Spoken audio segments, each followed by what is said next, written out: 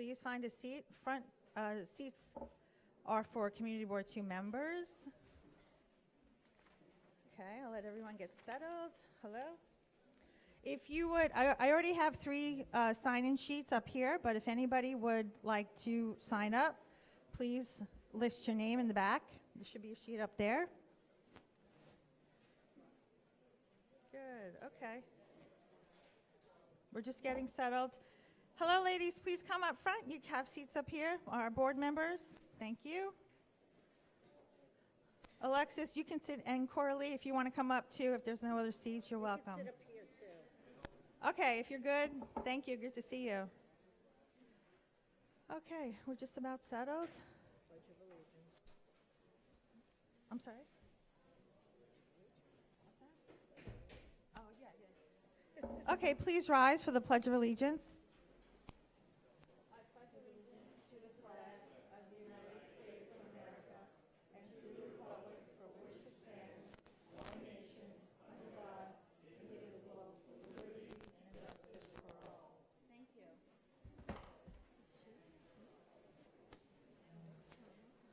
Okay. Please be quiet. Thank you. For those of you that may not be aware, we are streaming live on WNET, so we'd like to welcome them back. We haven't seen them since our last meeting. I think it was in May, possibly April. So welcome back, and thank you for all your hard work, and we appreciate your being here.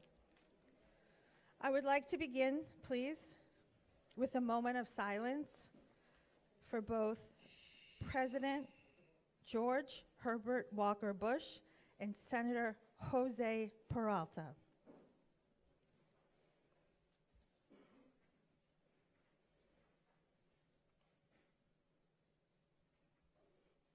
Thank you.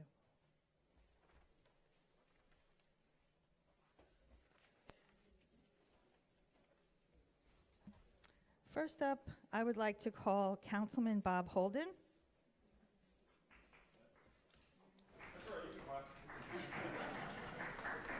Thank you. I just want to stop by. I know you don't want to hear long-winded speeches, but I do want to wish everyone a Merry Christmas, Happy Hanukkah, Kwanzaa, and whatever you, Festivus, if you're a Seinfeld fan.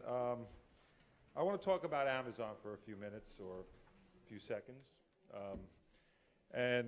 However you feel about Amazon coming in, creating all those jobs, I just don't think personally, and I know many in the city council feel the same way, that giving one of the richest companies in the world $3 billion incentive to come in and actually go around the process of letting the community board weigh in or the council weigh in at all, I think that's wrong. And so the city council will hold hearings on this starting next Wednesday at 10 a.m. So you're all welcome to come down, and Amazon has been invited, and there'll be many hearings on this, but we need to know, this is all, very secretive. We don't know what they gave them. We really don't know all the details that the state and city has given Amazon, so we want to hear exactly what this is about and why they had to go around the whole ULURP process. So I don't know how the board feels about it, but I don't like being bypassed as a councilman. I don't think we should, as a community board, feel that that's proper, because that sets a precedent, and we don't particularly like that. So we will hold hearings starting Wednesday. Just write that down if anybody wants to come by. Amazon has been invited, and we'll see if they show up. So the second thing I wanted to talk about, we do have the same day, Wednesday, December 12th at 5 p.m. in my office, 6469 Dry Harbor Road. Again, I represent a small piece of Board 2, but we are, and everybody's welcome, by the way, to homeowners and tenants enrollment event with the Department of Finance. So if you want to go for an exemption on your property tax star or E-Star, many other veterans, many other programs, you can come down, and the Department of Finance will be there, and they'll have their computers, and they could look your information up and help you with the process. and we'll have another one in the winter, January, February. But if you can get to this one, again, it's 6469 Dry Harbor Road in Middle Village, and that's September 12th from 5, that's a Wednesday, 5 to 8 p.m. Can I take any questions, or? From board members? Board members? Any questions? Yes. In terms of Amazon, the city is giving it standard, right? Any company opening up this type of venture outside of Manhattan gets about $1.3 billion. That's the standard, that's what Amazon is getting. As a council member, are you interested in preventing the city from doing that? Are you interested in introducing legislation that would prohibit the city from trying to entice? Well, yes, I think anything Or is that's it not just about- transparent, I think we all should, as taxpayers, want to know what we're giving, what we're getting, what period of time. Are they paying property tax for an extended period of time? They're not. And we need to know this, and we need to know the public land that was given, and how much we could have gotten for it. And so there's a lot of things. What are they doing to improve the 7 line? They said something about extending the stations, but you know, what else? So we need to know. We're only getting what, one school, I think, for 500 children, but we need to. Can we get more? But I just don't like the board and the council being bypassed. I think Councilman Van Bramer has been very vocal on this, taking the lead on this, which we like, and certainly it's his district.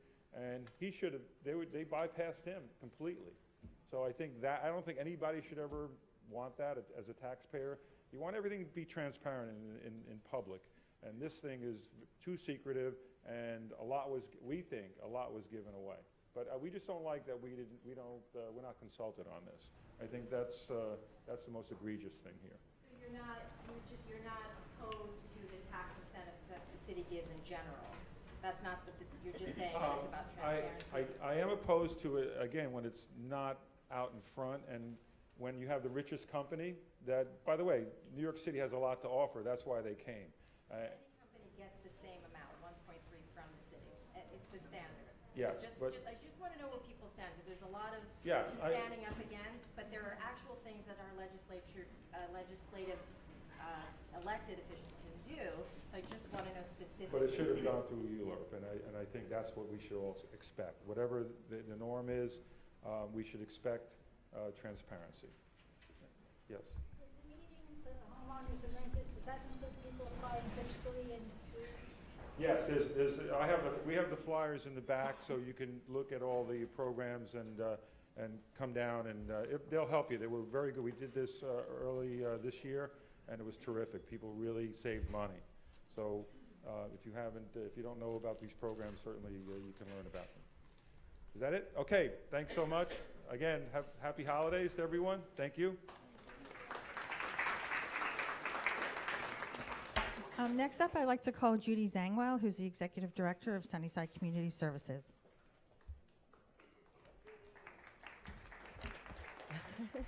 Hello, everyone. Can you hear me? Okay. So I actually have some quick, happy announcements to make at Sunnyside, things happening at Sunnyside Community Services, and thank you all, and it's a pleasure seeing everyone. And I just want to say that some of you have participated when we've had authors come here, and we're having another one December 11th.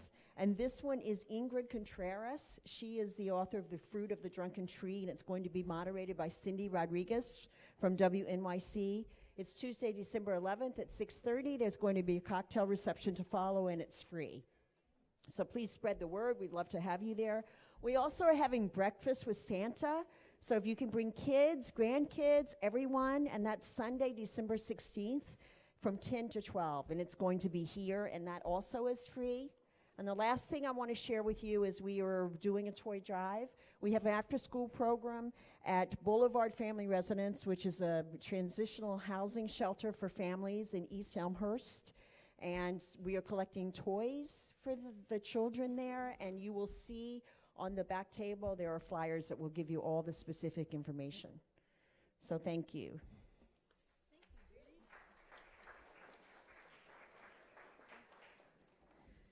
Next up, I invite elected officials or representatives of those elected officials. First up, I have for Congresswoman Carolyn Maloney, Victor Montesino.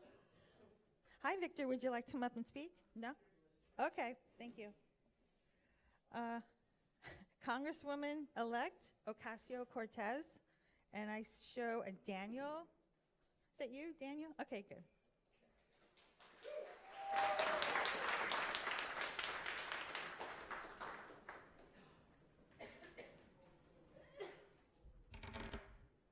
Hi, everybody.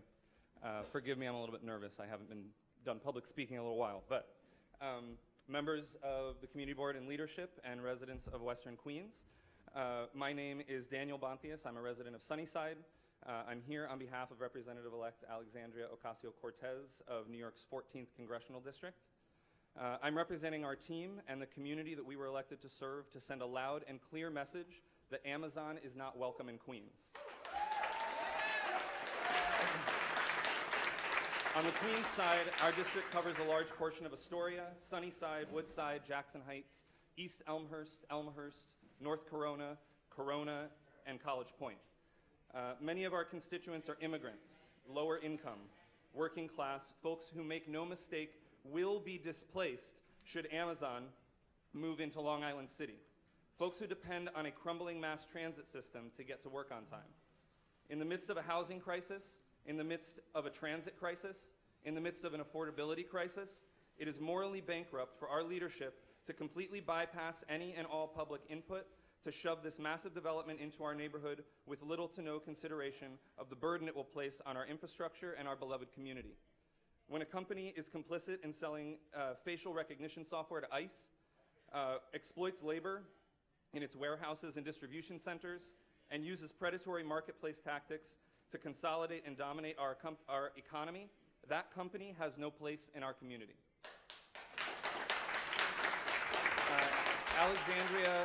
Alexandria is in Boston right now, finishing up new member orientation for Congress. She takes office on January 3rd. Our team is working here in New York and in DC to get our offices set up, hire staff, and get acquainted with everyone that we'll be working with.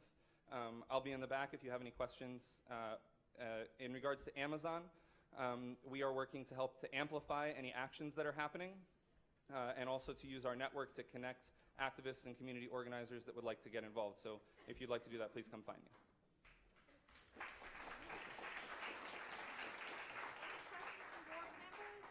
Any questions from board members? No. Okay, Thank you.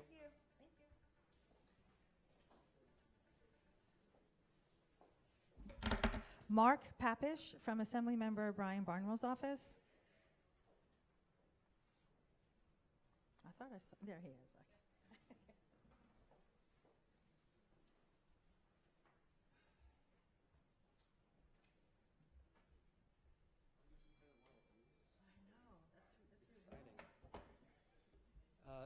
Good evening, everyone. My name is Mark. I work for State Assembly Member Brian Barnwell. First and foremost, Brian apologizes that he's not here to do this himself. He actually just had relatively minor surgery, but he's still laid up in the hospital. He's going to be fine. He sends his best.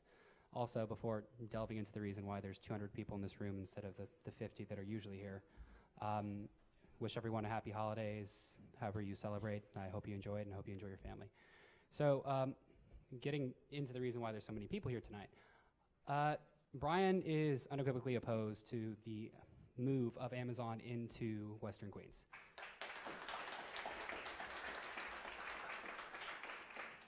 He's opposed because, one, our infrastructure is already at its breaking point. I don't know if anyone tries to take the 7 train, but you can't.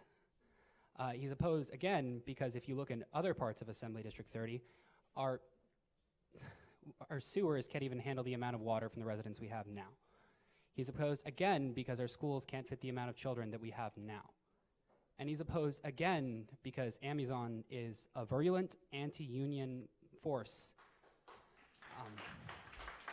It's hard to, like, we are partnering with the Housing Justice for All Coalition to fight for universal rent control throughout the state of New York, correct?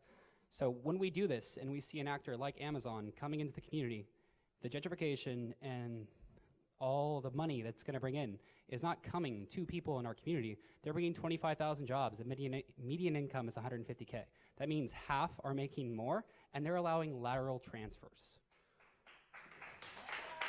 These are not jobs meant for the members of our community. 60% of Community Board 2 is foreign born. This is a working class community. Amazon does not pay the working class what it deserves.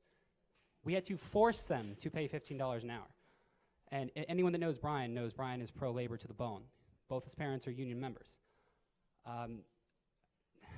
It's hard to sit here and be calm about this, because if you look around at your neighbors, we're all at risk of displacement when you bring in the richest man in the world who would rather spend money on flying into space than paying his workers a living wage. So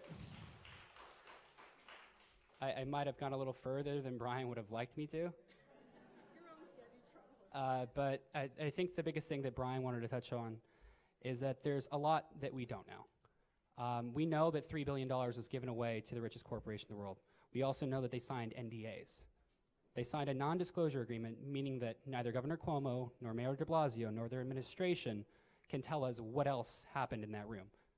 We're very concerned at what may have been discussed with Sunnyside Yards, a 180-acre development not even 2 miles past the Plaxall development area where Amazon's going to be. We don't know what they offered Amazon. We don't know what rezonings are coming, and we don't know what else is promised. And that is the most terrifying thing to us. And we demand that from this point now, and as should have always been with the terms of land use in New York City, there be complete transparency. And that's as far as I can go with this, but we're going to do everything we can to hold everyone at that table in that room, even though we don't know who it was because they signed freaking NDAs, accountable. And I hope everyone has a happy holiday. Yeah.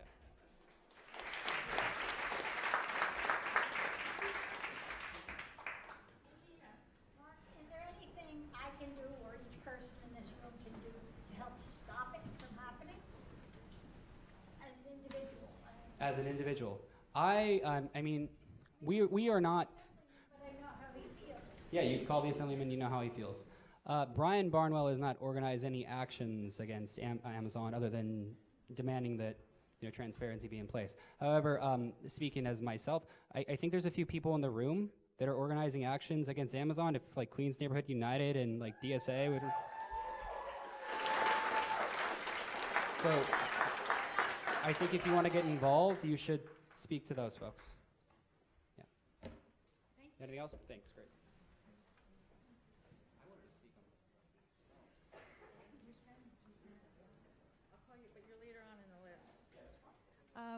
Matt Wallace from Councilmember Van Bramer's office.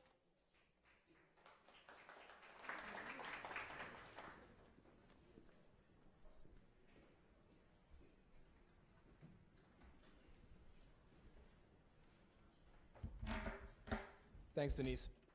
I'm Matt Wallace, Councilmember Jimmy Van Bramer's Chief of Staff. It's nice seeing a lot of faces here in the crowd. We have these community board meetings every month. As you see, there's a lot of people from WNET that are here live streaming it. You can live stream it for the next 6 months. So even if you don't come to the next one, it's actually really informative and great for people to come. Councilmember Van Bramer funds that live streaming, and it's just a really great way to be civically involved. So I just want to encourage people to check out the live stream as well. A couple of updates prior to getting to Amazon. We're in the middle of our ninth annual food drive, so you can drop off food in our district office or any of the libraries. It's an important time for us to be collecting food for people who need it. I've seen a lot of people over the last month at street co-namings, at holiday lighting. So we renamed a street for Murray Fox, which was great, in CB2, renamed a street for Al Volpe, which was really great. So thanks everybody for being there. We're happy with the announcement of the SCA's new 5-year capital plan. And there's, we just broke ground with a few other elected officials in SCA on the Academy of American Studies. This represents the 14th school that has been built or funded in Councilmember Van Bramer's district since he took office. We're very, very, very proud of this, and we think it's about the most important thing that we've done since the council member has taken his seat in 2009. As a bit of a precursor to talking a little bit about Amazon. We recently wrote a letter to Andy Byford requesting him to come to our community to have a town hall meeting on the 7 train. This is essentially important, as anyone who is a commuter or takes the 7 train knows it is terrible, it is unacceptable, and the most recent weeks where the new communications-based train technology has theoretically been installed, which was supposed to be a savior for the system, the last couple of weeks have been among the worst in memory for commuters on the 7 train. We're asking him to come to our community and explain what's going on, why, and just be here to answer community's questions. We think that that's the least that they could do. We're waiting on a response. This is the 3rd time that we have requested him coming to our community, but we're going to continue putting pressure on him to demand that he speaks to our community. So about Amazon. A lot of people are obviously here to speak, I believe, in opposition about Amazon, and potentially ask the community board to take a position on this. Want to make sure that everyone here knows where Councilmember Van Bramer stands on this deal. He is categorically opposed to the deal. Explanation of why. This is a form of corporate welfare. Giving $3 billion to the largest corporation in the world is not what we should be doing with scarce taxpayer resources. Jeff Bezos can pay for the headquarters if he wants to without a $500 million cash grant for him to build the physical buildings. It's unacceptable that outside of the incentives that have been talked about earlier tonight, the $500 million in literally a cash grant to the company to build the buildings is simply unacceptable. There are communities that are struggling. Queensbridge is a few blocks away. They desperately need $500 million. I struggle to think that Amazon needs it more than the people of Queensbridge do.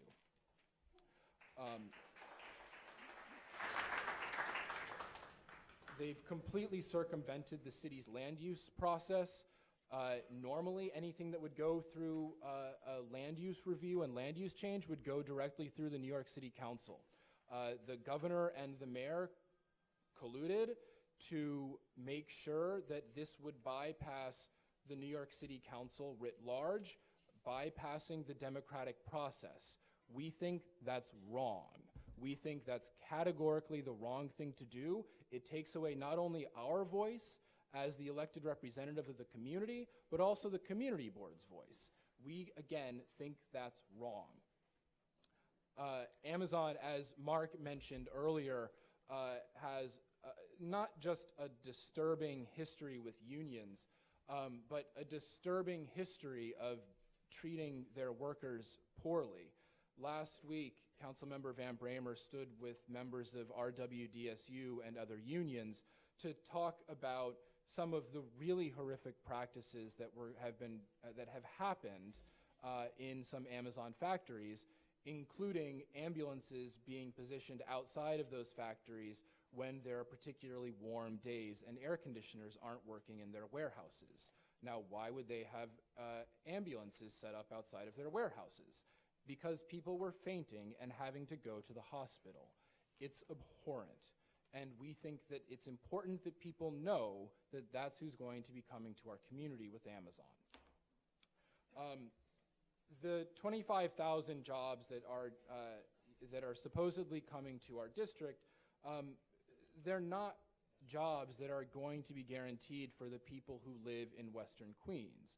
They're jobs that are largely going to be going to people that are out of state, out of city and out of state, which is going to lead to the same sort of things that we are completely familiar with here in Western Queens, which is displacement of local residents and longtime residents. And we have very deep concerns about that. Another disturbing note is that I think that Councilmember Holden mentioned that there was going to be a school included in it. Well, yes, that is part of the deal in the Memorandum of Understanding. However, previously, in the proposed ULURPs that we're going through, there were 2 schools that were going to be part of the proposal. Now, we have 1. Long Island City, as so many people here know, desperately needs schools. This proposal, this MOU, has excluded one of those 2 schools that was originally promised to us initially before entering into any sort of land use process. It's really an unacceptable way of starting a negotiation process. You know, we've held rallies. There's going to be another rally next week on the steps of City Hall prior to the start of hearings. About those hearings, we're going to be having 3 hearings. The first is going to be with the Economic Development Committee next Wednesday, December 12th. I encourage many people to come. I'm sure that I'm going to see many of you on the steps of City Hall as well, saying why we have not just concerns about Amazon coming, but why we're against the deal that has been made. Also, you know, I believe that some people know, some people may not, but New York State has, as part of the general project plan, has something called a Community Advisory Council.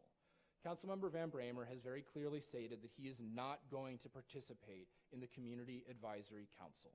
And he's not going to because he believes it's a thinly veiled attempt to present the Amazon development as a fait accompli and move the discussion towards how to accommodate their entrance into the community.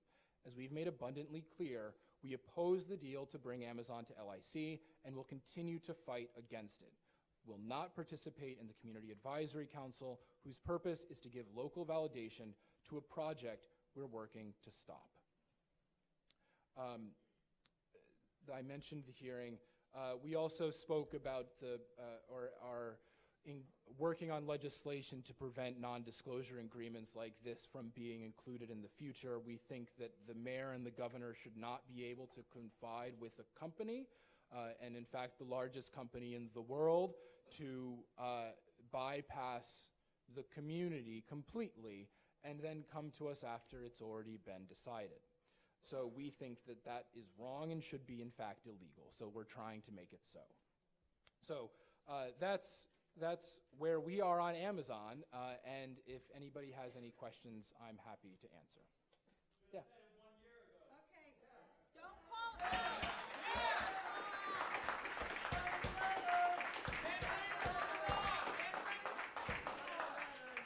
Not call out. Questions from board members. Bessie Cesaro. Community Advisory Committee? Yeah. Is that a new committee or has it been in existence? It's a new committee that's not yet been formed. Brand new. Yeah, the Councilmember Van Bramer was asked to form it, or was asked to be a part of it, and he is declining to. Yeah. What leads you to say that they're going to come pro-Amazon? The Community Advisory Council is going to be pro-Amazon? Yeah. I suppose that I don't know categorically that it will be pro-Amazon, but I believe that it's being asked, the governor and the mayor are asking people to join it, and I believe they're going to be asking largely a pro-Amazon panel. I guess I don't know categorically, though. Yeah, I think I would question why Jimmy didn't join it. If you don't join it, you don't know what's going on in that committee. At least you have eyes and you can see and hear. So I Sure. question that decision. Sure, we think it's as I said, a thinly veiled attempt to have community engagement and process where there really wasn't any. So we don't want to buy into that. Tanya Shane? Do you know if community board is going to have any access then to that panel? Do we have anyone on the panel that can, as Betty said, just let us know what's happening, or thinly veiled or not, you know? I'm not sure. Yeah. No, that's fair. That on some level, that's a question for. Thank you. Yeah, Nancy. To tie some question to Councilmember Holder earlier, I mean, where does Jimmy stand on putting pressure on the mayor to move away from this policy of giving these big corporate deals in the first place that allowed some of this to happen, as well as the Gothamist reported on this UDC Act, which allows blighted areas to be developed. Yeah, and that's what they're other- doing. That's how they're getting around ULIP, right? Right, By and saying so it's a what- blighted community. Would Jimmy try to move forward or support legislation to get rid of that? We're working on it. I mean, the UDC is a state thing, but the tax incentives are not. Or some of them are, some of them aren't. We think that giving such a massive giveaway is wrong. Just a reminder, questions are from board members only. Hi, Matt. Look, realizing that there are great political weights being pushed in every direction on this, politics is politics, and the citizens and the constituents don't want to be caught in a match between politicians. I don't understand why the absence of a representative of our elected officials on that board, if only to uniformly, consistently, and loudly oppose that process, is not more important.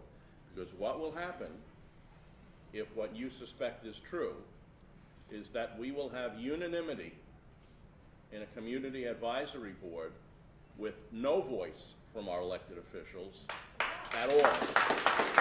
And that can be read by some, including me, as an abdication of the responsibility of our elected officials to speak for us. Just because the tide appears to be strong doesn't mean that you don't stand up against the tide. Just because your finger in the dike is not going to stop the flood doesn't mean you don't try to do it. So I'm really a little bit lost in terms of the non-political effectiveness or wisdom of having our elected officials essentially abdicate, say, I'm not getting involved, because we will then have a written public record, which, if what you say is true, will be all roses and glory and wonder, but there will be no opposition whatsoever, because because Jimmy and Mike and others believe that it's a self-fulfilling prophecy that this is going to happen. That may be so, but to have no voice and no voice on the record, to me, is a very, very dangerous thing. Yeah, I want to be clear. I want to be clear in my response. If the governor and the mayor felt strongly about community involvement, if they gave a damn about it at all, then they would have come to us before the day that it was announced. They didn't, and they don't. We don't want to be part of the process that's going to say that they've engaged the community when they in fact haven't.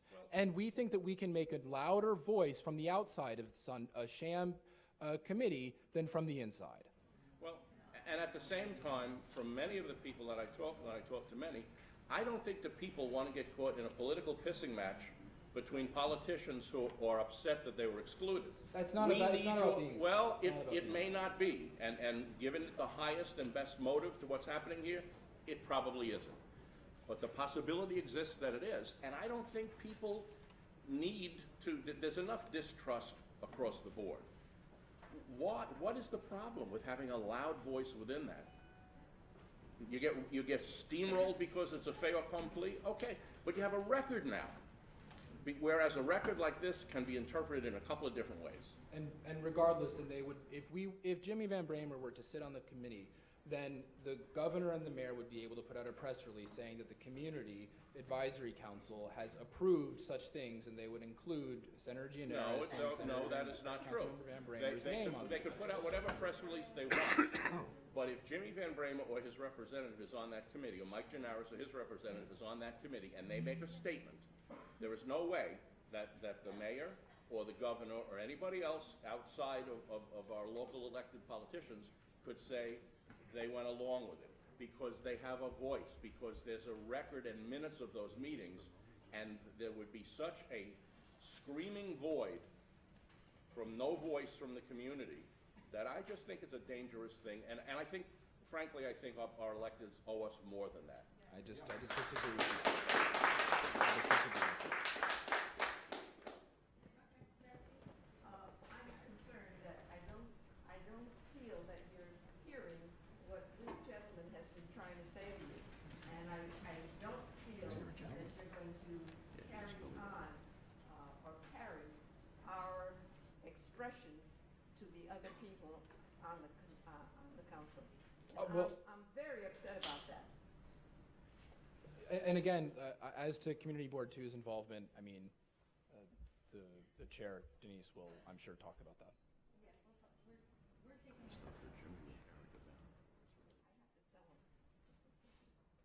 Thanks.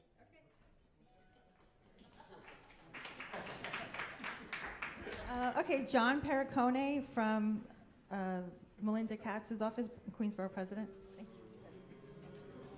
you. Please, order, respect our board. Respect our board, please. Thank you.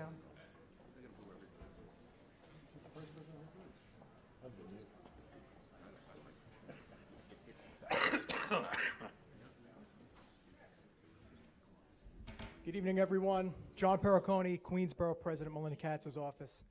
First off, I'd like to wish everyone, on behalf of the Borough President, happy holidays. Happy and safe holidays to everyone. My top priority here tonight on behalf of Borough President Katz is to listen to the concerns, the comments, and the issues of all members of the community here at Community Board 2. That is a priority of the Borough President. I will be here at this meeting tonight and look forward to listening and engaging in the comments and the issues that everyone does have tonight. Once again, thank you all, and on behalf of our Borough President, happy holidays. Thank you.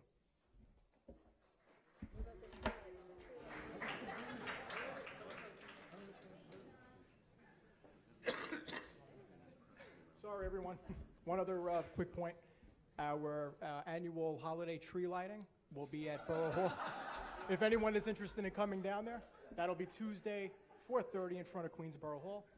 Thank you very much. Thank you, John. Thank you. Merry Christmas. Okay, attending tonight, wanted to be acknowledged is Kenny Madrano from Councilmember Van Bramer's office. He's here but doesn't need to speak. We also have Elaine Fan from New York City Controller's office. Scott Stringer. Happy holidays. Okay.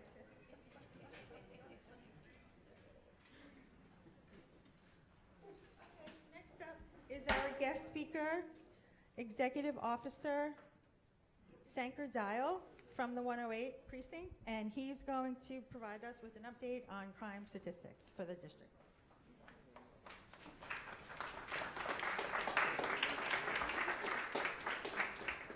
Good evening, everyone. Before I start, I just want to say I had the privilege of working in the 108 precinct as a police officer 13 years ago, and I've come full circle back here to serve this community, which I'm very ecstatic to do. I'll get into the crime figures, and maybe we can answer a few questions after that. For the period, our 28-day period, what we're looking at is we had one murder for the period. This occurred on the Thanksgiving Eve, if you will, that horrible incident that was by Queens Boulevard. We also have 2 rapes that occurred versus 1. They are both known. One is familial, and one occurred actually approximately 4 years ago in the confines of the 103rd precinct. However, the reporting occurred within our precinct. That's where we're currently covering it. We did take 10 robberies versus 8 last year. 5 of those robberies were actually arrests made on them. But year to date, we are also actually down within the robberies. We took 84 this year versus 92, so it's trending in the right direction. We just had a slight spike of two crimes increased within our robberies. Our felony assaults are actually down for the period. We have 3 versus 11, so our police officers are doing a tremendous job regarding lowering the violence. The burglaries as well. We've taken a significant decrease. We're looking at 5 versus 10. And for the year, we're also down significantly as well, 104 versus 128. The grand larcenies, this relates to unattended property and also mailbox phishing. We're looking at 58 versus 49, so we're up within that category. But year to date, we're actually down 438 versus 466. Of those 58 crimes, 17 of them were attributed to mailbox phishing, which is something that's kind of happening across the city, and we've been paying special attention to the mailboxes. And we've also had some assistance from the Postal Service which are strategically retrofitting the mailboxes within your areas. So if you see some of the newer mailboxes, they have like a smaller slit versus the older ones that kind of roll down. I'd advise you to please use the newer ones. And if you can't get to a newer one, go to a local post office. It's actually a better thing to do. For the grand larceny autos we have 7 for the period, up from 4. 6 of which were cars, 1 of which is a motorcycle. None of them are happening in specific areas, so we don't have like a hot spot occurring, but it's a concern of ours that we have 3 more normally than what we're used to seeing. So for the period, we took 86 crimes versus 83 last year. But when you look at what we're doing, you know, we're up 3 crimes. But what we're tackling from the year-to-date perspective before we end this year is we're looking at 842 crimes versus 920 crimes, down almost 78 crimes. So that's a tremendous effort on the police officers that are sworn to protect the community members over here. And I wanted to assure you that we're doing everything we can to keep the crimes as low as possible. Any questions? Sure. In the mailbox fishing since they put in the retrofitting? At locations that are retrofitted, the answer is yes. The locations that we see that we are taking some crimes are the more historical mailboxes that have not been retrofitted yet. So that's why my concern to everyone is that they get out to the locations that are retrofitted or the Postal Service themselves directly. And what are the pins that are recommended for site checks? I think it's I don't want to be specific about it because my crime prevention officer actually has it. We tweeted it out. He's actually here in the back. I think it's a number 2 rollerball pen specifically, and we did tweet it out. And don't quote me on that. I'll have him give you a specific, but I think it was that one though. Zarina? Can we get more information on the recent holdups at 288 and 711? Sure. Well, from the time that crime occurred, just to give you an idea, the shooting that occurred within there, the individual currently is in stable condition. He has not passed, and we've been monitoring that closely. From the time the crime occurred, it was basically a robbery spree, if you will, across the city. It wasn't something that was localized to our area. And from the time this occurred, there was a task force that was convened, including Queens, the major part of Queens, northern and southern Queens, and it was spearheaded by our Queens Robbery Task Force with the assistance of some of the federal entities. Within 15 hours, that individual was apprehended, and that was no easy task. That people worked out diligently throughout the night to ensure that we could actually apprehend this violent individual. He was not a local of the area. I know there was some concern regarding if he was a resident or somebody within the area. He was not. He was actually somebody from the Bronx, and he was apprehended within the Bronx. From that perspective, he's currently in federal custody. So most of those questions and things regarding the investigation, I'm going to hold off on further because he is in federal custody. You're welcome. Thank you and good luck. No, from board, any other board members have questions? I would like to hear about the thumbtack story. Okay. From the time we received the report regarding the bicycle that actually the individual stated that he was riding his bike with his child, I think, in tow, and the next day when he came out, he basically saw, I think it was a number of like 3 to 4 thumbtacks that deflated his tires. When we received the notification regarding this, what we basically did was we sent out a team of police officers to kind of scan the area, and I actually had officers walk the entire bike path, and subsequently afterwards, we had sanitation come and sweep the entire lane just out of precautionary. We didn't see anything out of the ordinary, however, I would leave it at that because it's currently an open investigation which the detective squad is managing, and I would like to keep it that way right now, that everything is under the wraps until we have something further. Sir? But the only actual evidence that you have, like 3 or 4 thumbtacks? Well, that was from what the individual reported at the time. Okay, but I mean, yeah, I mean, the story that circulated was that it was hundreds. Yeah. It made it sound like they were strewn up and down the lane. From what our police officers went out there and seen, we did not see anything fitting that that extent of the story. But I do not want to discredit someone who says that until we have Sure. No, I thoroughly investigated it. Okay, But thank from you. my officer's perspective, we did not see that, sir. Any other questions from board members? Oh, you're welcome. Have a good evening, everyone.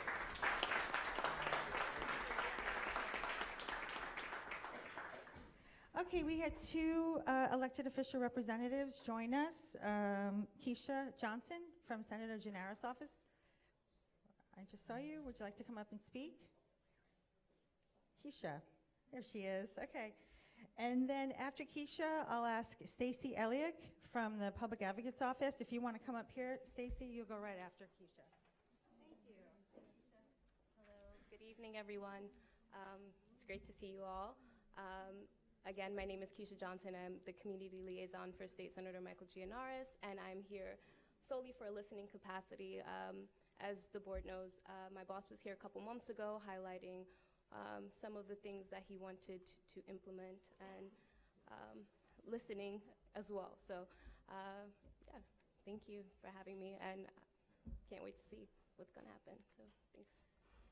Wait, 1 second. Any questions? Any questions from board members for Keisha? Oh, and he also will be back to speak after the election. So he will be back soon to speak. In the new year, in January? Yes, Okay. yes. Great, thank you. We look forward to seeing you. Okay. Stacy Elliott from New York City Public Advocate's office. Hey, good evening, everybody. Hi. Great to see so many people here. My name is Stacy Elliott. I'm here from the Public Advocate's office.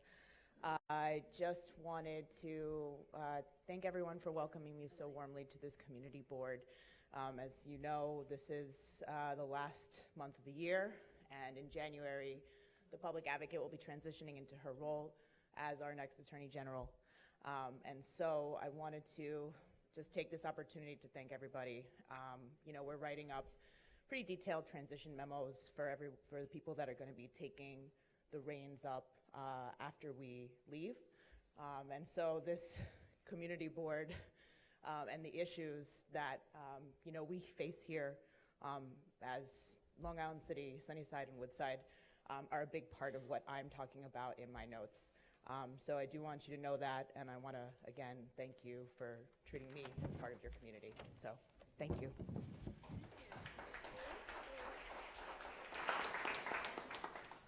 Any questions? Oh, okay. Osmond. No, come on.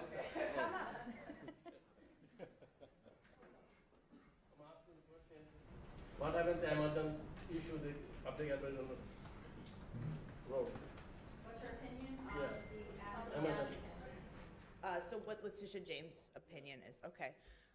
So following the Amazon announcement, she released a statement saying that she was obviously very disturbed by the process through which the decision and the deal was made.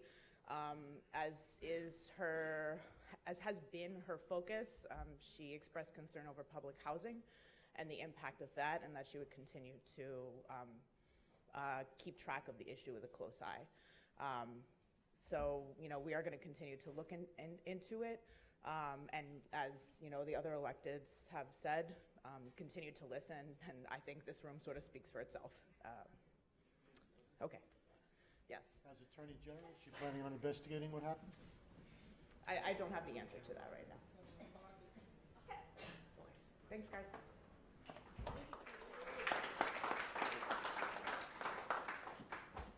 Okay, I would like to acknowledge that Nate Bliss and Eleni Born-Aris are both here from the city to listen to the comments regarding Amazon. Okay, so now we will begin our public comment section. I'm sorry, Steve, do you have a question? Pat and Steve, do you have a question? No. Okay. So we'll begin our public comment section, and I would like to remind everyone, so we have, I think, 6 pages of people signed up to speak. So it will be a little bit of a lengthy process. Thank you for your patience. If you arrived late and would like to make a comment, please come up and you can fill your name out you can fill your name in on the sheet, and we're happy to let you speak. As a reminder, everyone is entitled to speak for 2 minutes. We have everyone timed exactly the same. No one gets any more time, okay? It goes by quickly, just so you know that. So I ask that you please, when you come up to speak, you do have 2 minutes. Please be respectful of that because we want to be fair to everyone, okay? So what I'll do is I'll call the list that I have so that you can be prepared and sort of know where you are on the list. So I have John, I'm going to butcher everyone's name now. John Scrinaro, Arthur Martinez. It looks like. Okay, so if John would come up. John, yes. Is your last name? Not close to what you're saying. Okay. Ciscaro or something? Okay, thank you. Are you okay to come up? Yeah, okay. No, come up around, please. Thank you. Arthur Martinez?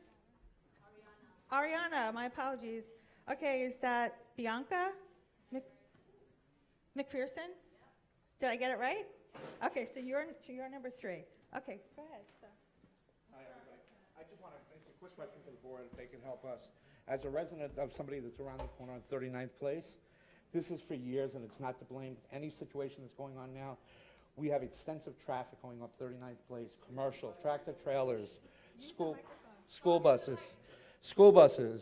and whatnot. The traffic is coming up that is blocking the traffic going up to 43rd Avenue and impeding on children going to school in the mornings as well as the afternoon.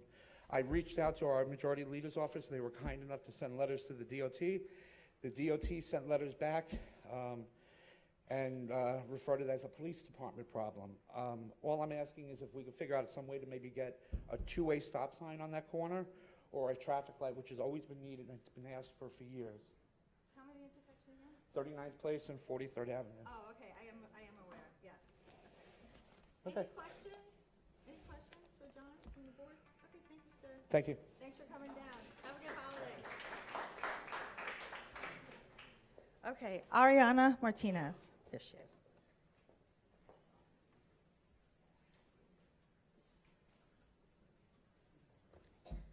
Good evening. My name is Ariana Martinez, and I'm a professor of urban studies at LaGuardia Community College and a resident of Queens. Each semester, on the first day of class, I ask students a question. Who is New York City for? And each semester, a growing number of working-class immigrant students answer, the rich. Who are the students of LaGuardia Community College? 64% are Queens residents, 57% are foreign-born, 50% of students' families make less than $25,000 a year. These young people, these students, are the future of our city and the ones most threatened by the proposed Amazon headquarters. As someone who has studied the impact of mega redevelopment projects on cities for 2 decades, I come to you with expertise on what Amazon's headquarters in Long Island City will mean for LaGuardia students and the borough that I love. The city's already expensive and tight housing market will only get worse. Small immigrant businesses will continue to disappear from rising commercial rents. The immigrant communities that give Queens its identity will be decimated. Urban scholars like myself have studied these outcomes from San Francisco to Seattle to Atlanta to Brooklyn for years. I cannot sit back and watch the same happen in Queens. This kind of urban change is not inevitable. This is the expulsion of working class people by design. It is not organic. It is not organic. It happens because of the decisions of people in power. We can stop it.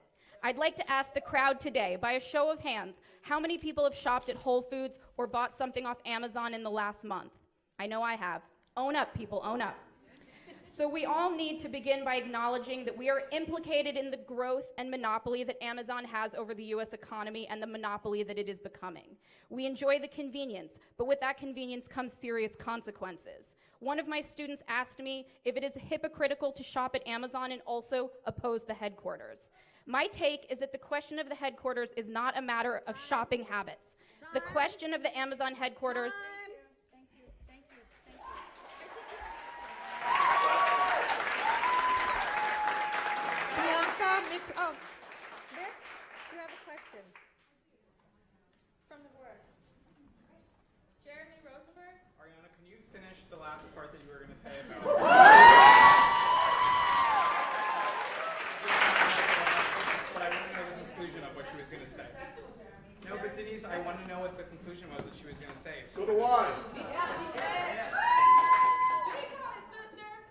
So the question of the Amazon headquarters is a question, it's like it's 2 paragraphs.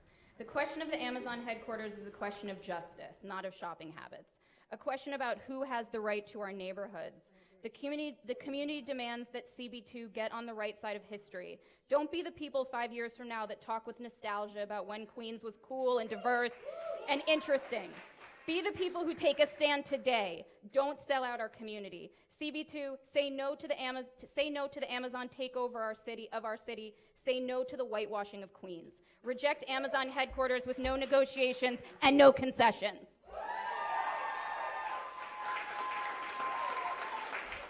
Bianca McPherson. What's that? Oh, you have a question? Ask somebody from LaGuardia Yes. because, you know, if it is true and we get about 25,000 jobs with an average salary of $150,000, don't you think, or is it? So it is the position of the administration. Go ahead. No, I mean, would that be appealing to the Right. college and educating people for good paying jobs? Yes. Talk So, about good paying jobs. so it is the position of the administration that they would like to have a good relationship with Amazon, and they believe that they can have some kind of workforce development program or something that Amazon creates. But if you know anything about Amazon and the way that they work, they have never, ever created a program like that in any of the cities where they set up. They do not partner with universities. They have never created a pipeline for low-income students to get jobs at their... You can look at their data of who their employees are. Their employees are white, cis men, overwhelmingly. And that's not who our student body is. So yes, in some theoretical universe, it would be nice if our computer science students or business administration students had jobs at Amazon, but the truth is Amazon does not care about us, and that is not what is going to happen, and they bring their workforce from other tech hubs around the country. They do not hire locally. If we want them to hire locally, then that is something that people are going to have to fight for, but believe me, that is not what is going to happen. You can look at the evidence from all the other cities that they're located in. Why would they do something different now? No, only from the board. Bianca McPherson. And just so you know, we have 75 people listed to speak. And we still have our full board agenda that we have to get through tonight. Thank you. Not yet? All right. Good evening, everyone. My name is Bianca McPherson. I'm a resident of Jackson Heights, Queens. I will be reading a testimony from Lena Alfredi, who is a director of Equitable Economic Development Policy at the Association for Neighborhood and Housing Development. Let me start. So ANHD strongly urges members of the Community Board 2 to oppose Amazon's location of HQ2 in New York City. Amazon, what they will do is they will inflate land values and spur speculation. It has done this already. We have seen wide reports of brokers shutting around buyers in vans and huge spikes in condo purchases in Western Queens. The city administration has said that bringing in high-paying jobs could mean we do not need to worry so much about affordable housing, and they couldn't be farther off base. There are approximately 300,000 unregulated apartments in Queens. Those renters don't have the protections of rent stabilization. They have no right to renew their lease when it expires, and their landlord can jack up their rents as much as they wish. We cannot fool ourselves into thinking that the housing impacts of Amazon will be limited to Long Island City or even Queens. As we have seen in Seattle, Amazon will stop at nothing to enforce its dominance in a community.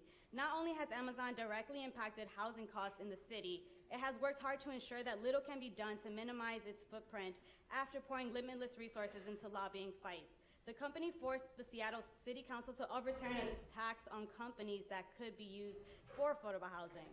Since Amazon has established itself in Seattle, promised employment opportunities did not reach longtime Seattleites.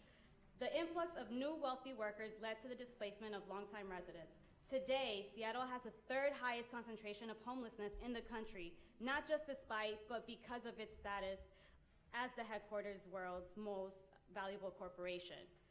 Of course, New York City is not Seattle, and Queens is not Seattle. New York is the most sought after place. I'm almost done. New York is the most... I said it very clearly. You have to be respectful of our process. Thank you. All right, well, thank you. Thank you. It looks like Grace Grace Yenin, am I saying that correctly? Grace Jean. Grace Jean. Okay. And then Jorge Cabzullas? Yeah. Okay, then you're next. Hi, Grace. You have 2 minutes, okay? Hi, my name is Grace, and I'm a Sunnyside resident. I just want to clarify a few things about the Headquarters 2 deal. First, let me set the record straight. The Amazon deal is not a done deal. The agreement signed with the city is a non-binding agreement. Amazon can choose to move to a different city at any time. Some of my neighbors today have talked about negotiations with Amazon and sitting at the table. And to these neighbors, I respectfully ask one question. Can Amazon be trusted in a negotiation? Let's consider Amazon's track record in Seattle. In Seattle, where homelessness has reached record rates since Amazon opened its original headquarters. The city council in Seattle negotiated with Amazon on a tax on the biggest companies to create a modest community benefit, an affordable housing fund. An agreement was reached between Amazon and city council, and they unanimously passed a bill for this affordable housing fund. But then within weeks, Amazon flipped its decision and funneled millions into a campaign so that the city council was forced to repeal a bill that it had just passed. Do we believe that Amazon will be any different here in New York City and follow through on community agreements here in New York City? Absolutely not. Some would say that Amazon can't be stopped anyway. It's too big, too powerful. But let's remember that Amazon is not the first big company to try to force itself on a community. Seeing what has happened across this country, from Silicon Valley to Seattle and the West Coast, our allies in Oakland have stopped Uber, a major tech company, from moving into their community only a couple years ago. And only a couple months ago in Berlin, a community stopped Google from opening up a new campus. I know Amazon's big, but Google's also pretty freaking big. And right here in New York City, New Yorkers have successfully stopped the Walmart and Jet Stadium from moving into our city. All of these fights had one thing in common: communities unified to oppose these companies with no negotiations and no concessions. Thank you.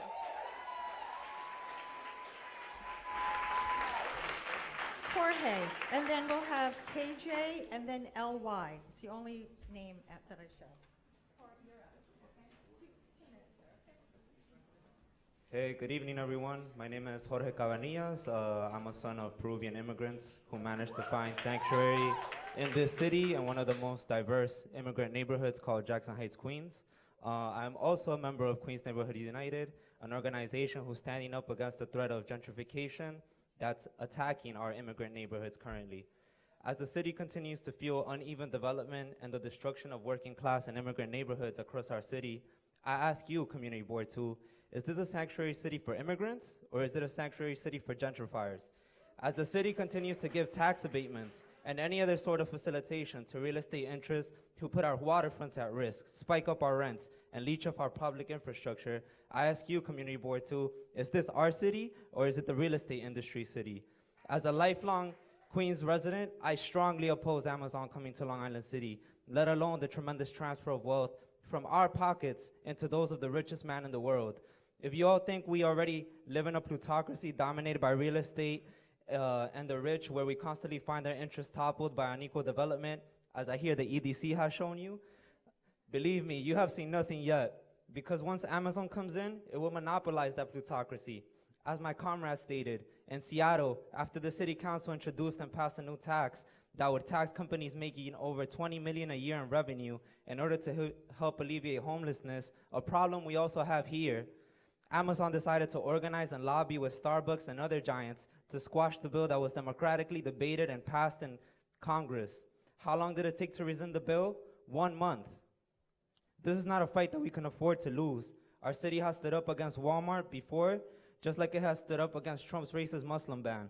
We can do this, and it starts right here with CB2 firmly rejecting this union-bashing, deportation-fueling machine known as Amazon. No HQ2, no negotiations, no concessions.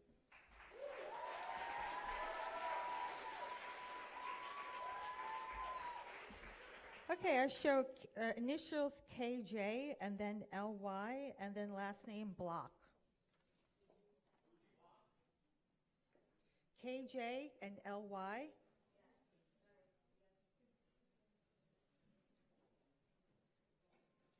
KJLY, and then last name is Block. Hello, my name is Kiran Chitsahora. I was born in Lefrak City in 1988. I've moved to various Queens neighborhoods in my life. I now live in Glen Oaks. My parents are immigrants from Punjab, India. I'm a registered nurse on a tele floor. I am here today to discuss this HQ2 that is planned for Long Island City. I'm incredibly disturbed by this lack of transparency of this Amazon deal and by the amount of tax incentives that have been given to this company when New York City residents and New York State residents are in dire need of important and crucial services. One of these crucial services is quality healthcare. The deal made with Amazon includes $1.5 billion incentives and $1.2 billion in state tax credit. This is absolutely shameless. We urgently need that money for CUNY education, our crumbling transportation, and our healthcare system in New York City and New York State. As I have mentioned, I work as a nurse, and it is common for me to get assigned 12 patients at one time. Many of these patients are elderly and critically ill, and what they really need is one-to-one support so they don't climb out of bed and fall. Falls for patients are correlated with poor outcomes and in some cases death. Studies have found that hospitals with a 1-to-8 nurse-to-patient ratio experience 5 additional deaths per 1,000 patients compared with hospitals with a 1-to-4 nurse-to-patient ratio. The likelihood of patient death increases 7% for each additional patient the nurse is assigned. This not only hurts patients, it actually increases turnover in the profession and increases burnout among nurses. I have done my preceptorship in Queens General. I have seen the burnout nurses experience right in my home borough. Many nurses leave altogether, which is something I have thought about myself. $3 billion should go back into our community, not to a union-busting company that abuses its workers. New York City residents deserve better than this. Amazon needs us. We do not need them. We couldn't choose, who wouldn't choose Queens? We are the most diverse borough. If Amazon comes here, not only will our community services be hurt, but New Yorkers won't be able to afford to live here. We can fight this. It has been done before. LY, is that you? And then Block, is that your last name? Okay, LY, you're first. It's LJ. Oh, it's LJ. Sorry. Good evening, everyone. My name is Lopijan Williams. I am an immigrant from the Philippines and a resident of Jackson Heights for 5 years. I am a working student, a dedicated honors student at LaGuardia Community College, a President's Society ambassador, and a member of Queens Neighborhoods United. As a LaGuardia Community College student, I strongly disagree with Amazon coming to Long Island City. And I was shocked to hear that the president of LaGuardia Community College welcomed a company that is anti-immigrant and threatens our community.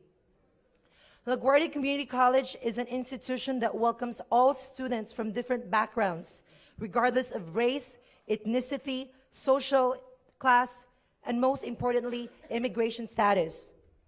As a student of this institution, I value my community and the people that comprise it. I have friends and classmates who are undocumented. There are also a significant number of DACA students at LaGuardia. My classmates and friends' lives are threatened by Amazon. The American Civil Union Liberties has documented that Amazon has colluded with ICE and police departments across the country to create a facial recognition software system that puts our community in danger. This is particularly concerning because Amazon also holds the largest share of government contracts to maintain databases about detainees and undocumented people in the United States. Amazon wants to conceal and ignore these concerns by promising 25,000 jobs. However, there is no proof that these jobs will be given to my classmates or the students at LaGuardia Community College. Amazon has no track record of partnering with local colleges and community groups for job creations. In fact, when they supposedly ran out of skilled labor in Seattle, they decided to open hubs around the country instead to fill in their workforce. Thank you. Thank you. Ms. Block. And then I have Priscilla Studier, Sabrina, and then Sasha.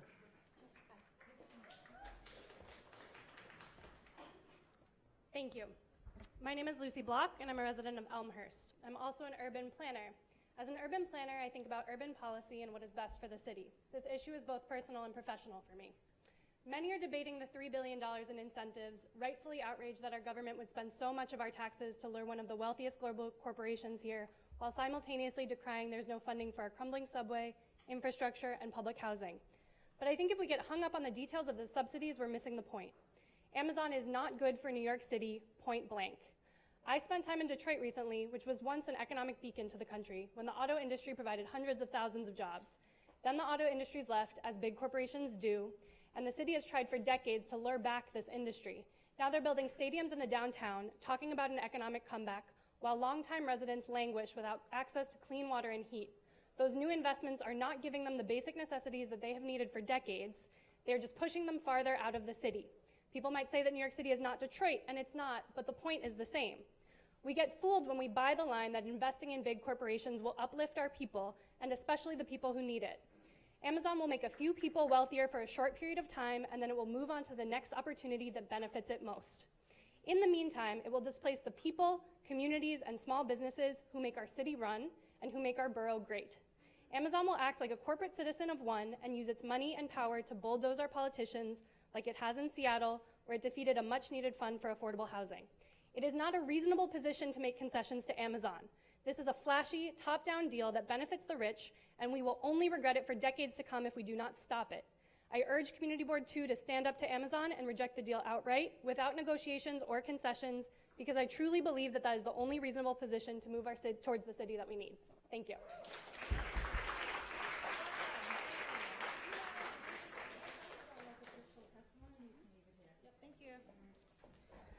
Priscilla Studier. Hi, my name is Priscilla Stadler. For the past 14 years, as someone who works at LaGuardia Community College and as an artist who's a commercial tenant in Long Island City, I'm a stakeholder here. I live in Jackson Heights. The only reason I do not live in LIC is that in spite of being a full-time unionized worker with a decent job, I cannot afford it. And my situation is better than that of many.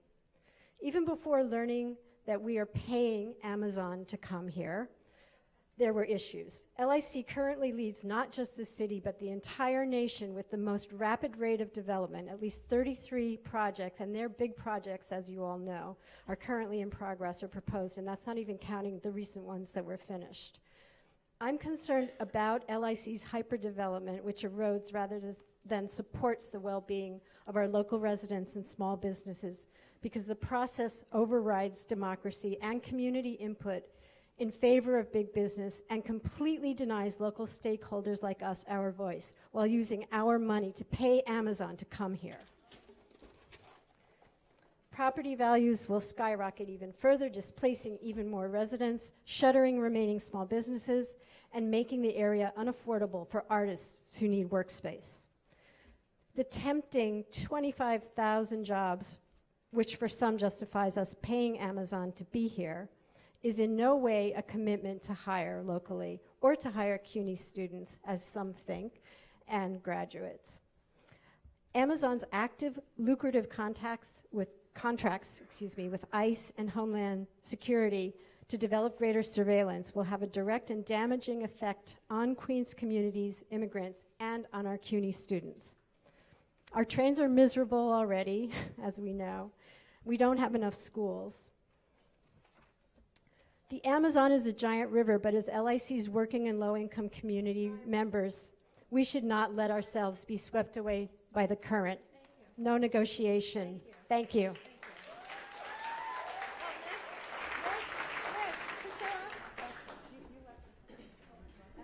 Okay. Sabrina, no last name. Well, then okay, would you point out your last name to me?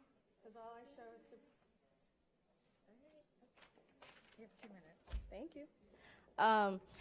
Good evening, folks. My name is Sabrina Jalal. If you can't pronounce it, try to say it. I am a public housing organizer at CAV, Organizing Asian Communities, and we organize the Bengali tenants at Queensbridge. Many of whom could not be here today because it is either A, inaccessible for them to come, there isn't language interpretation provided at any of these hearings, or there isn't, they just can't get out of work to come here. And it's on a weekday. Furkan Begum has been a member of CAV for about a year now, and this is her statement. A month ago, Amazon announced that it will be building its new headquarters in Long Island City. At first, I didn't realize how or what or how big the impact was going to be on me, my family, and just the rest of the working class, the struggling class, and the immigrant communities here in Long Island City. In recent news, I learned that Amazon has been working with ICE to sell information, our information to buy our information from Amazon, just to get the better end of the deals. Really? You already make millions, Chef Bezos, come on.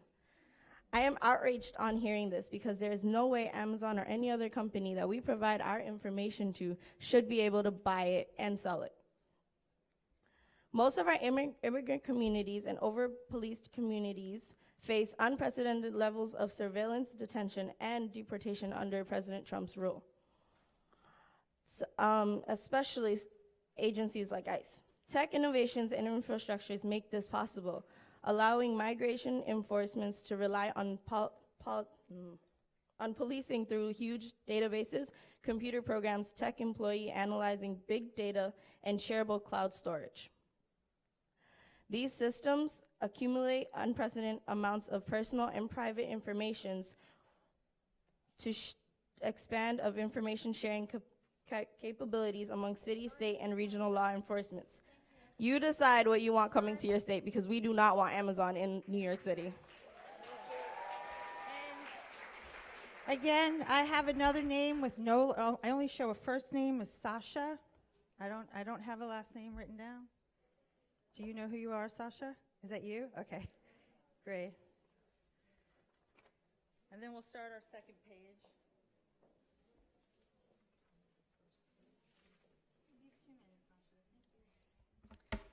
Hey folks, my name is Sasha Vijayarathna, and I'm the Executive Director of CAV with Sabrina. I am a Sunnyside resident, but I'm speaking on behalf of Nyreen Muhith, who is a CAV member in the Queensbridge houses as well, and who could not be here tonight because she's at work. Nyreen says, "You know it's wrong when you can't leave your job to come to a community board meeting to fight for your basic human right to a home, because you fear the thought of losing your only source of income. Queensbridge is my community. I've lived here for over 15 years with my family, and we've given so much to my community as it's given to mine. In this community, we've gotten to know our neighbors and have built those relationships that are based on our individual and collective struggles and successes to survive this money-driven world. I've seen many, myself included, struggle to find jobs that will pay well, a living working wage at that, so that we don't have to work 3, 4 jobs trying to make ends meet. Most of us living here in Queensbridge are elder folks who should be retired, but we can't because we have to survive to get our everyday essentials and needs. Amazon is building a new headquarters in Hunters Point, my neighboring community, and before the gentrification and displacement happened there, it was home to many families that were struggling to survive. Amazon claims to bring about 25,000 jobs for the local communities by providing job fairs. But that doesn't mean that we're guaranteed a job. And if we can get a job, what kind of job is it? The janitorial and cleaning jobs? The jobs that require hard manual labor and are not even well paid? Who are the jobs really for? Because it's not for you and me. We say no Amazon in New York City. We say no negotiations, no concessions, no better deal, no Amazon in Queens. There's no way to mitigate the impact of having Amazon come to Queens. There is no way to make the deal better, to make it sweeter. There's no way that Queens residents don't bear the brunt of Amazon coming to this city. Thank you.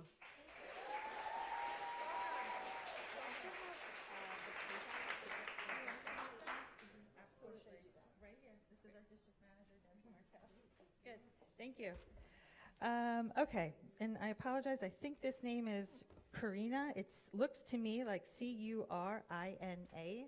I don't know the last name. You can correct me. Then we have an Abigail, again, no last name. A Sonia with no last name. Hi. Okay, so you are. Karina's right there. She, you, and her time. What's that? Jay's gonna speak. Okay, I just would like your name. Okay, Jay. Jay. You don't want to say the last name? Cool. Okay, thank you. So, time now. All right, so my name is Jay Koo, and before I was a Queens resident, I was a Nitro resident, born and raised in the Vladex Project House in the Lower East Side. In 2012, the city announced its XX Crossing mega project, which would have given public land to private developers to build 1,000 units of housing in the Lower East Side. Community members were outraged about giving away public land for private profit, but we were not unified on our goals. So groups organized separately, and community boards met with developers privately. And this resulted in a few concessions for the community, including a promise of jobs to local residents, a promise that at least half of the housing units will be affordable. We learned that the hard way 6 years later. 10% of the jobs went to the local residents. 500 affordable units were not really affordable at all. They were reserved for people making $70,000, $90,000 a year. The average rent for a market rate, 1 bedroom in an Exodus Crossing is $4,000 a month. The mega project has had a ripple effect on the entire surrounding community. I've watched many senior citizens displaced when they couldn't afford property tax increase on a fixed income. I've seen public parks pushed out working class families to make room for more affluent families who rent the park at $160 an hour. I've watched many of my neighbors end up in homeless shelters. So when I came to Queens, I was determined to not live the same type of trauma. I joined the group Queens Neighborhoods United. Our table is right there. Media, come to us. We got snacks and water. And we led a movement against the luxury development in Jackson Heights, and we defeated it because the community board voted unanimously no, and there were no concessions. And we defeated a project that was supposed to be impossible. So CB2, I strongly urge you on record to push for a letter of no, a resolution for an absolute no Amazon. A letter of resolution for an absolute no Amazon. We stand here not just the Sunnyside, not just Woodside, not just Jackson Heights, but as Queens Neighborhoods United. Okay, hold on. No HQ2. CB2, no HQ2. Does anybody have any questions for Mr. Koo from the board? No. CB2, no HQ2. Abigail, is that you? Jay Koo.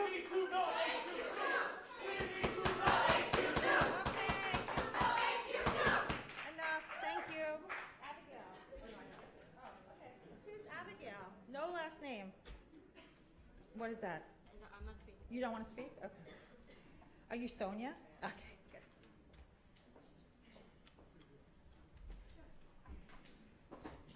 Good evening. My name is Sonia Munshi. I am a professor at CUNY, a Jackson Heights resident, and a supporter of Queens Neighborhoods United.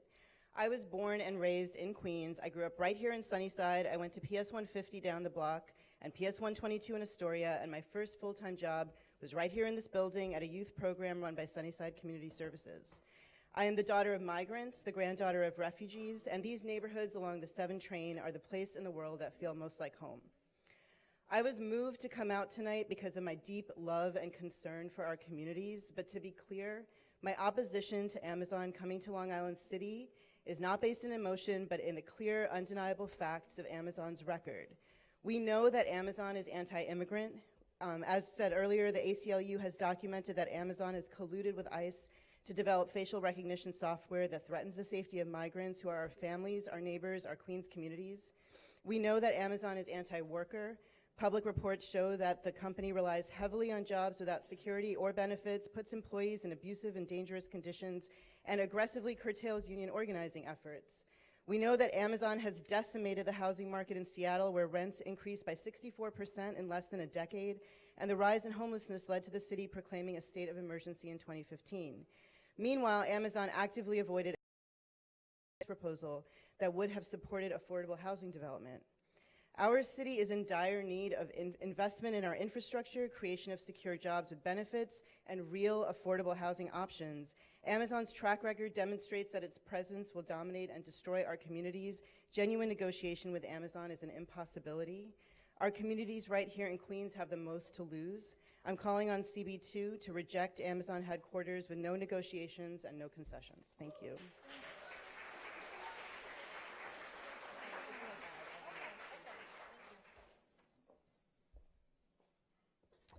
Amy Herzog. Hi, please come forward. Then we have Oriana Webb, and then Adam Wilkes.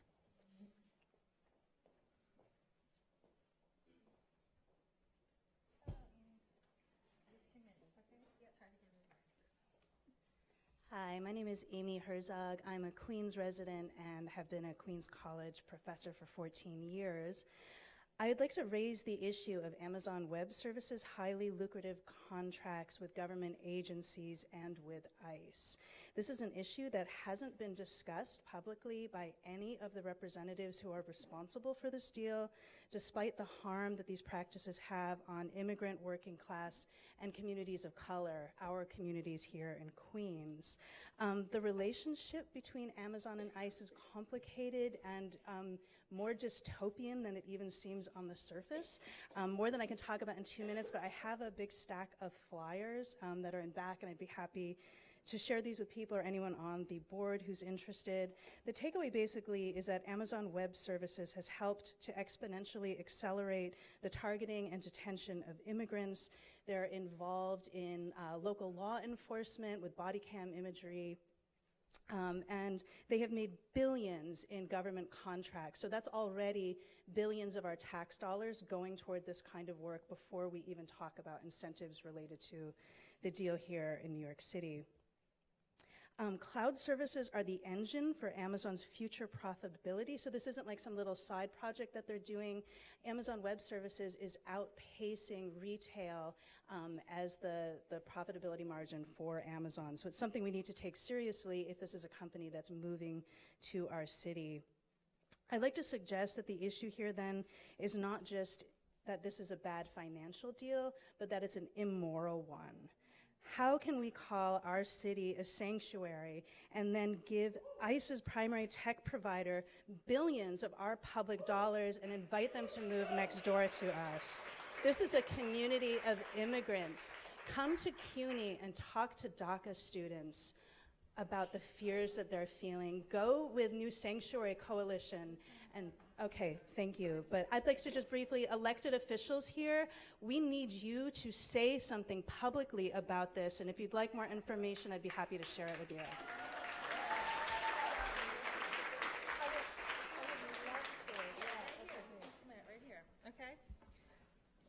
As I was mentioning to Amy, you're also, we welcome if you want to send an email to Community Board 2 with your thoughts on this and your position. We consider it. Okay. Oriana Webb. There you are. Hi, how are you? Good evening. My name is Oriana Webb. As a Sunnyside resident and parent, a member of the Sunnyside Woodside Action Group, and a social worker by profession, I'm strongly opposed to Amazon's HQ2 locating in Long Island City. This deal stands to reduce the quality of life in our community and displace residents and small businesses. We can learn, as many have said, from the examples of Seattle, where rents have increased by at least 40% after the Amazon headquarters located there. Even before Amazon, I watched as many of my friends with children made the decision to leave the city because they just couldn't afford an apartment with enough space to raise their kids. Meanwhile, my family and others have committed to staying in the neighborhood that we love, cramming into small apartments because we want our children to be part of the glorious, diverse culture of New York City. We also want to keep doing the work that we do here: social work, teaching, speech therapy, small business, and work in the arts and media. This is work that helps people and enriches life in the city and that guarantees us a modest income, a moderate income. Amazon HQ2 will force us out, not to mention New Yorkers of even more modest income who also fulfill incredibly important roles in our city's functioning. Where are all of us going to go? And what will New York City be without us?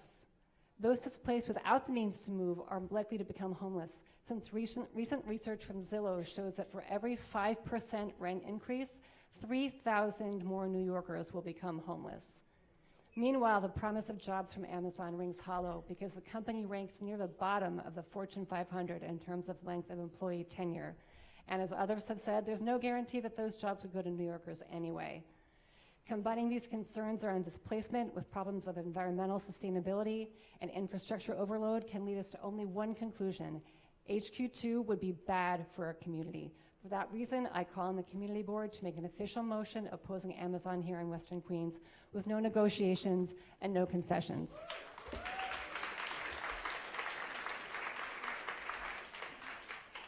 Adam Wilkes, and then Matt Koffler, and then Stephanie Ospina.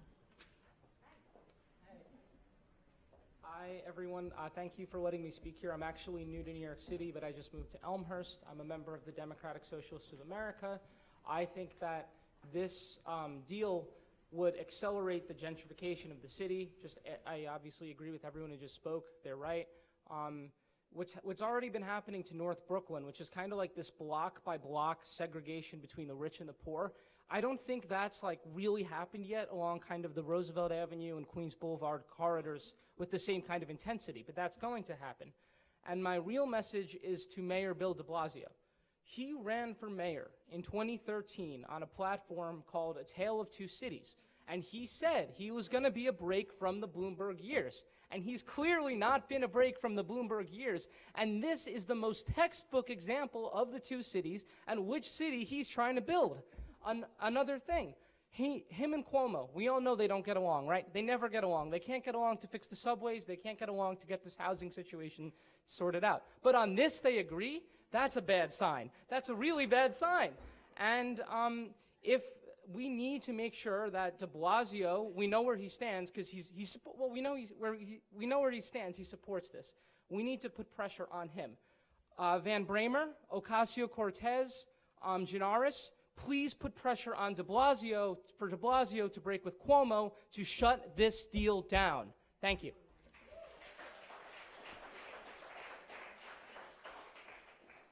Stephanie Ospina, is that you? Yep. And then we have Veronica Ludwig, Hayes Peter. Who? Oh, I'm sorry. Yeah, you're right. I'm sorry. Come forward, Matt. Thank you. You have 2 minutes, Matt. Okay. Thank you. Hey, everyone. I work for an organization. It's called the Sunrise Association. We work with kids with cancer, not only on Long Island, but also in the 5 boroughs. And one of the great things that we think about at Sunrise is how we have kids who come from the biggest of the big houses on the South Shore of Long Island, and also kids from NYCHA. And some who know about pediatric cancer, really cancer in general, will know is that chemotherapy makes withstanding the cold very difficult. So when I hear that NYCHA can't even provide hot water and heat to its residents, I really do worry about my kids. So when I then hear that Big Bill and Andy are giving $3 billion to the literal incarnation of Lex Luthor, I get incredibly, incredibly pissed. And then I think, well, maybe this isn't the greatest city in the world, a city that can't get anybody to work on time and can't even provide for its own citizens. So, obviously, that $3 billion needs to go to NYCHA. That $3 billion needs to go towards our subways.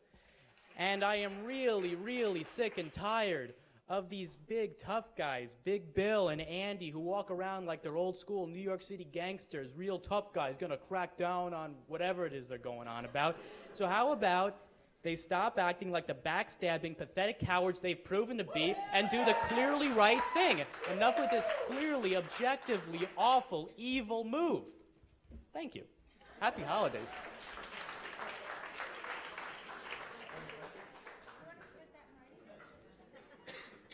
I said, do you want to submit anything in writing?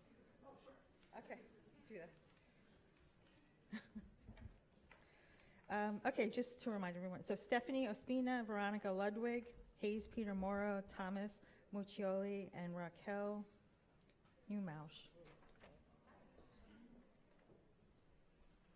Hi, so my name is Stephanie. I was born in Flushing, grew up between Jackson Heights and Corona, and growing up there, I dreamed of like raising my future children in my colorful neighborhood, but with the coming of Amazon, it's only going to kill my dream. It'll turn Queens into a playground for the rich and make it unlivable for working class folks who've lived here their entire lives.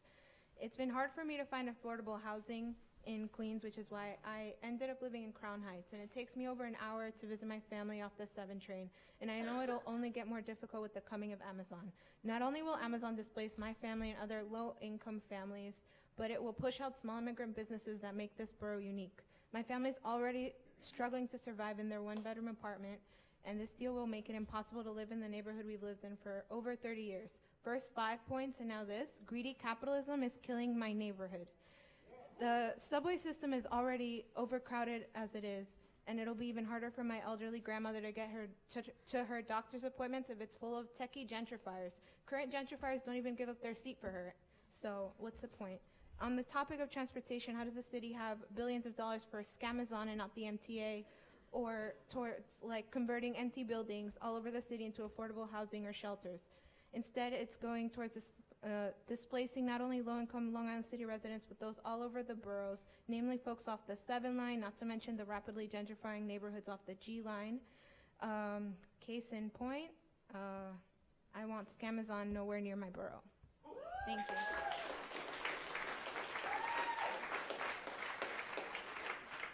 Veronica Ludwig.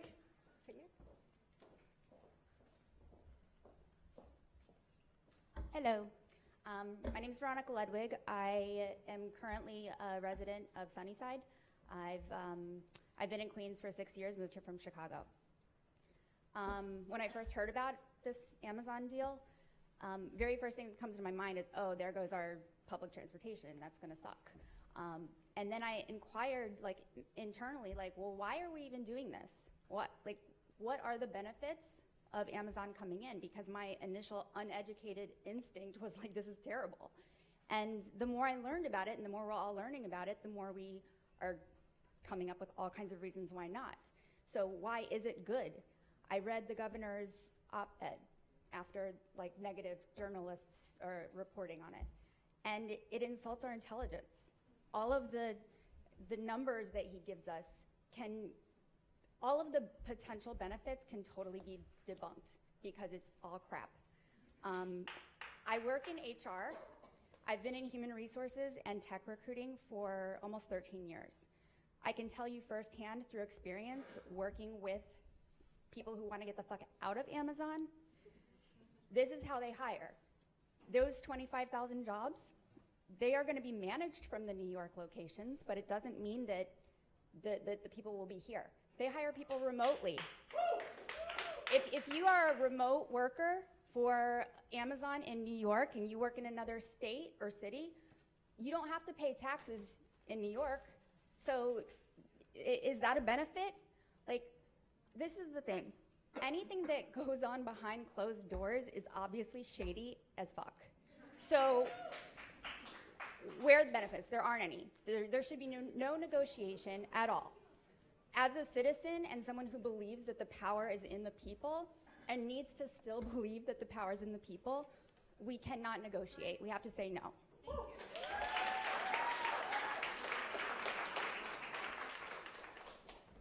Hayes Peter Mara.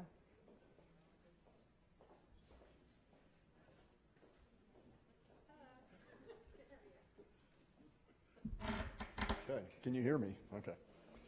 Madam Chair, members of the board, neighbors and friends, it was my pleasure this past Monday to join a group of student activists from CUNY, where I am a professor, in a protest over here at LaGuardia Community College against the well-known Amazon proposal, a proposal recently and surprisingly endorsed by Bill Thompson, chairman of CUNY's Board of Trustees. Following the protest, a German reporter from Germany asked me why, as a professor, I was protesting alongside undergraduate students. I responded that the faculty at my CUNY campus recently set up an ad hoc food pantry for food insecure students, which attracts hundreds on some days. I then asked the German reporter if her college students in her country needed to go to food pantries. She responded with a befuddled and startled look, told me of course not. Our economy is multiple times larger than Germany's, and we of course eviscerated the Third Reich and fascism during the war. And yet here we are today, and there they are today. Something simply isn't adding up here in the so-called wealthiest country in the history of the world. That's why I protest. Wherever the Amazon proposal ends up, my assumption is that this board will stand on the right side of history. Mr. Bezos, one of the world's richest people, is hardly in need of our $3 billion. On top of this, the CUNY BOT has audacity to consider another tuition hike on its working class student population. Therefore, in that spirit, I extend an invitation to all of you to join CUNY faculty, staff, and students in a protest at what is a criminal transfer of wealth this coming Monday at the CUNY BOT meeting at Baruch College at 4:30. We will shut it down. Thank you.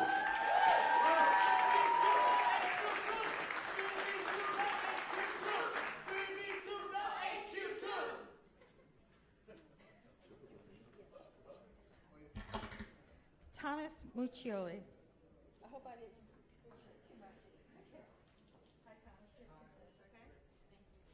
Hello. I'm first going to speak on behalf of the arts community, and then I'm going to speak on behalf of an organization that has recently formed in opposition to Amazon. First, the other night, I stood outside of a fundraiser that Melinda Katz, Queensborough president, was at, waiting for her in the freezing cold to confront her and ask her if she would join us here tonight. Both on entering the building, she said, "Thank you," and on leaving the building, she said, "Thank you," and didn't show up here tonight. So I wonder where she is.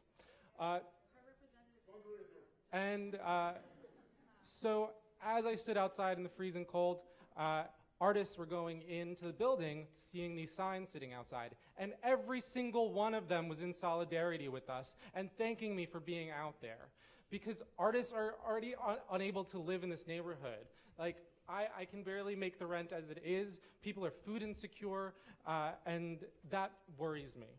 So secondly, I'm going to speak on, I'm going to read a statement on behalf of Primed Out New York City, a team of Western Queens natives, residents, and activists who are concerned and alarmed by the coming of Amazon HQ2. You can read the full statement on our Facebook group, Primed Out NYC, and it's also available on change.org. We have received nearly 700 signatures on our petition against Amazon. So here goes, and just cut me off when I reach 2 minutes. Oh my God! Governor Cuomo and Mayor de Blasio's deal to bring Amazon to New York City is a bad deal for Long Island City, a bad deal for Queens, and a bad deal for New Yorkers. Its rollout has been insulting, its premise irresponsible, and its rewards insufficient. While Amazon's promise of high-paying jobs and economic development are superficially appealing, without addressing the needs of the impacted communities, this secretive deal foisted upon the people of New York will be defined in the history books by massive displacement and devastating inequity. Long Island City already suffers from a dearth of infrastructure, schools, and open space. Our community has spent the past decade being rezoned piecemeal to line the pockets of developers with the tactic approval of politicians. Thank you.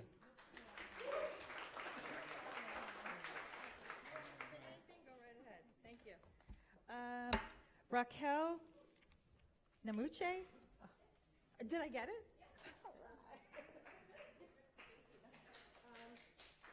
Hi, neighbors of Long Island City, Sunnyside, and Woodside. My name is Raquel Namuche, and I am here as your neighbor from Richwood, Queens, where I am speaking on behalf of a group called the Richwood Tenants Union. We're a grassroots group that works to build the power of tenants in our gentrifying neighborhood of Richwood. I'm here to speak in support of workers, of working class tenants, of mothers and fathers who want to see their kids have a future here in this borough. If we, as the folks who make up Queens, let Amazon exist physically in Long Island City, it will ignite the wheels of gentrification, and it will be the end of the working class tenant in our district. I have met, actually, through my day job at a legal service organization, I have met tenants from this district who live in rent-stabilized apartments, and even with those extra protections that they're afforded under the law, they're still being pressured every day out of their apartments. And these are elders. These are our elders who are being pushed out of their rent-stabilized apartments. So we as a borough must fight back against this retail empire, not just for the potential funding they're taking away from us, away from this community, but also for what it stands for politically, as a corporation that aids ICE in detaining immigrants, and as a corporation that uses various anti-union tactics against workers.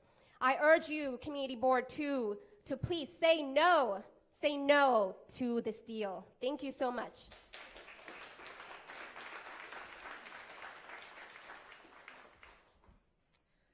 Okay, we're up to page 3. We have 6 pages. We're just starting page 3.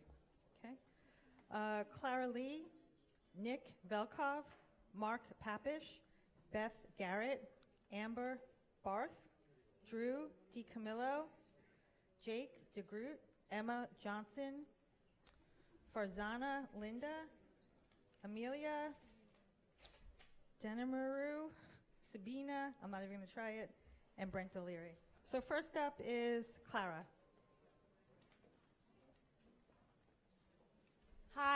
Clara had to leave early. I'm Monica. I'm her friend. Clara's a resident of Queens, and she's a daughter to Chinese immigrants, and she's been in New York City ever since, and she categorically opposes HQ2 and believes that Scamazon is going to be a horrible decision for this neighborhood, and no negotiations, no concessions. Thank you.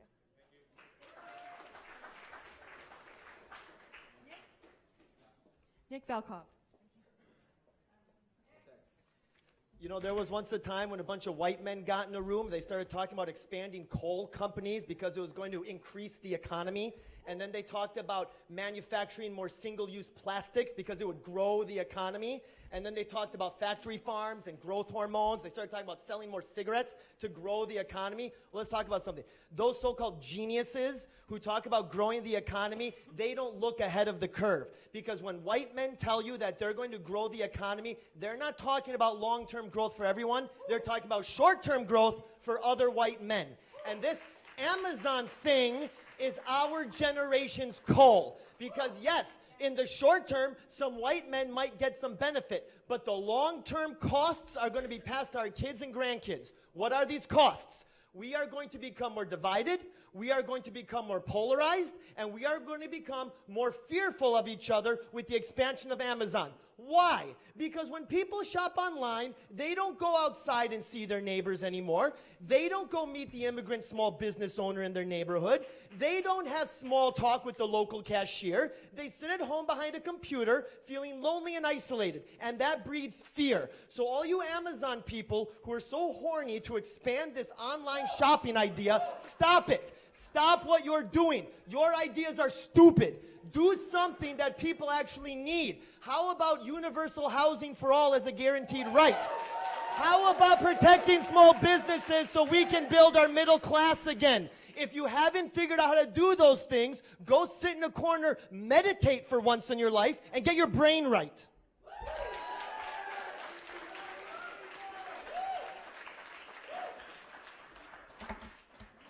Mark Papish. And then Beth Garrett, and then Amber Barth. Thank you. So really quickly, nothing I'm about to say reflects on my boss, Assemblymember Brian Barnwell, in any way, shape, or form. This is just how I feel because I live in Queens. So I am the grandson of, I'm Mexican-American. My family's from the Central Valley. My grandparents and my mother marched with Cesar Chavez as members of UFW against the Gallo family vineyards in the 60s, demanding a living wage, right? I moved to New York because I got a scholarship to NYU. I moved here, started working in politics, started working in constituent work. Constituent work is where you sit there and you listen to people tell you, oh my God, guess what? My son just got picked up at Queens County Courthouse because he had a speeding ticket and ICE got him. Oh my God, my heat doesn't work. My building's in Long Island City, and guess what? Amazon's coming to town. The landlord knows I'm rent stabilized. The landlord knows if I keep this heat off, I'm gonna leave. And they're gonna raise my rent beyond God knows what. And I'm sick of dealing with these cases every single day where I have to watch people's lives be destroyed over profit. And in a city with policies like mandatory inclusionary housing, where the best we can get for affordable housing is 30% at an AMI, at an area median income, where they do it at 160%, meaning that people can't. I used to live in Bushwick.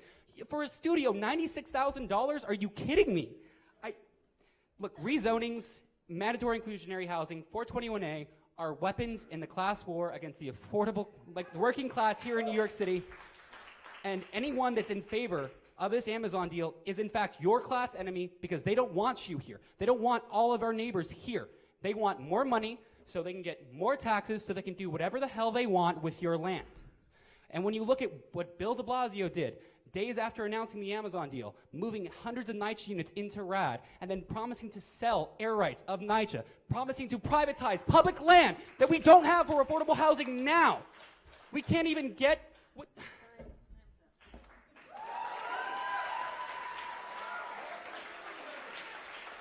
Beth Garrett. Beth Garrett. Beth Garrett.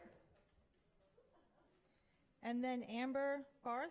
And then Drew DiCamillo.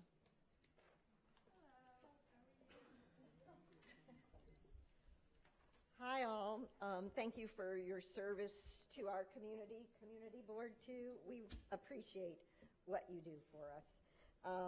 My name is Beth Garrett, and I have been a resident, a homeowner, a taxpayer, and an artist in Long Island City since 1990. And I am also here as a member of the Long Island City Coalition. As you know, residents of Long Island City and the Long Island City Coalition have been fighting the overdevelopment in our community for several years. We have been trying to get the city to recognize the real need to address climate change and how it will affect our waterfront and more. We have been trying to get the city to recognize the real need for comprehensive planning, which would address the failing infrastructure instead of the haphazard development that has been taking place for so many years. And we have been trying to hold on to our city-owned property and not let it go to private developers. Our community has so many challenging issues: the lack of schools, the failing sewer system, the insufficient transportation system, just to name some of the obvious. So far, the city has not paid attention.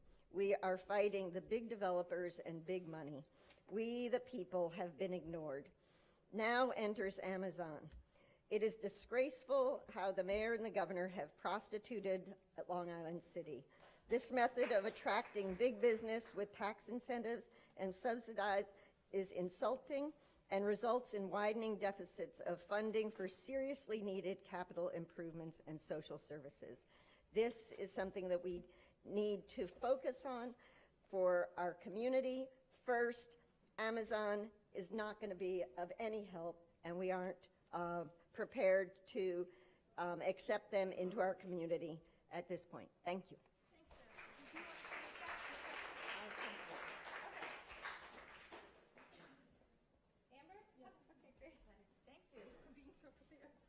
Good evening, neighbors. My name is Amber Barth. I'm a resident of Long Island City for the past 12 years, where I moved from the Upper East Side of Manhattan. And I moved to Long Island City because it was a quaint neighborhood, mom and pop shops, and I like the feel of it.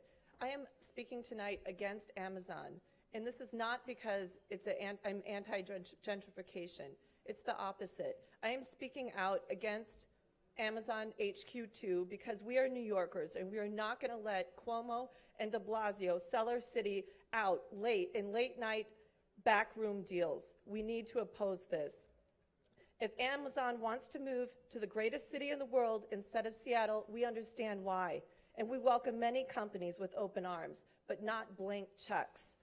New York City has more to offer Amazon than Amazon has to offer New York City.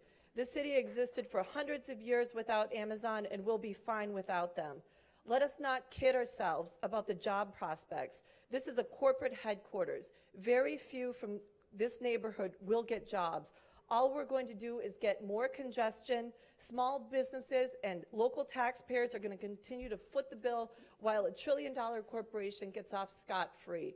This is big government at its best, and this is exactly what our local politicians said they were going to vote against and they were not going to be standing up for.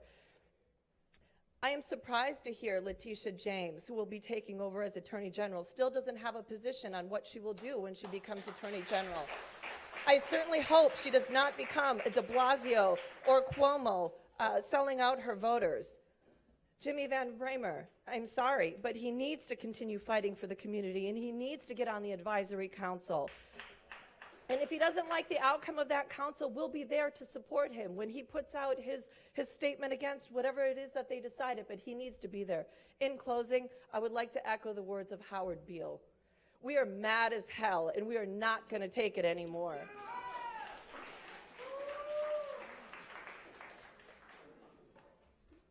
Drew DiCamillo. Oh, there you are.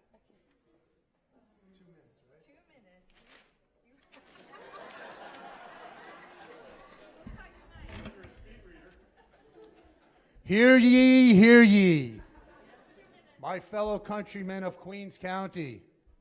It has come to our attention that in the darkness of night, an evil presence has made it past our protective moat, has climbed over our fortress walls, and has entered into the bedroom of our beloved Queen of Queens County.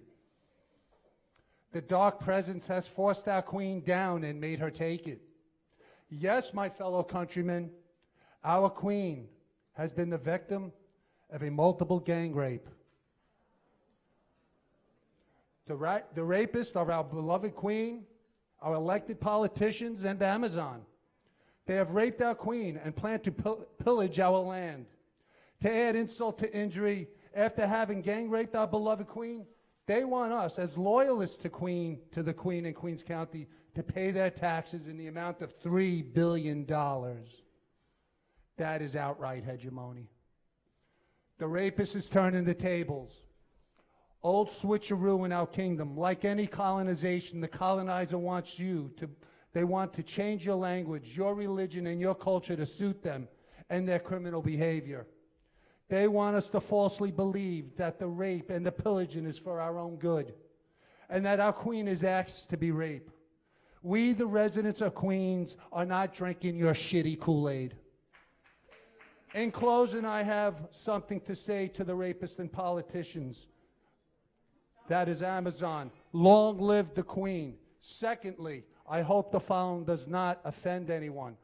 It is meant to show the depth and the feeling of this subject that evokes me.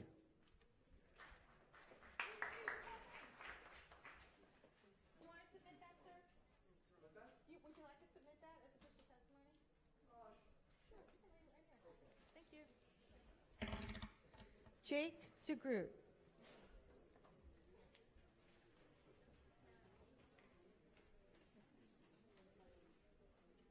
Hello, neighbors.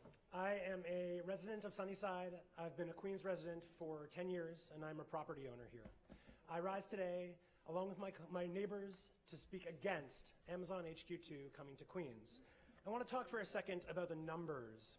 The carrot that they keep dangling, that you see in the press, is this 25,000 jobs with an average salary of $150,000. Average is doing a lot of work in that sentence. How much does Jeff Bezos make? As a part of his complete compensation package, which includes, I believe, $80 million of Amazon stock, Jeff Bezos makes $191,000 per minute. Per minute. Now, even if we took their guarantees of jobs as real, which of course they're not binding and they're not enforceable, and as one of my neighbors spoke earlier, they're often remote, hiring people outside of the area.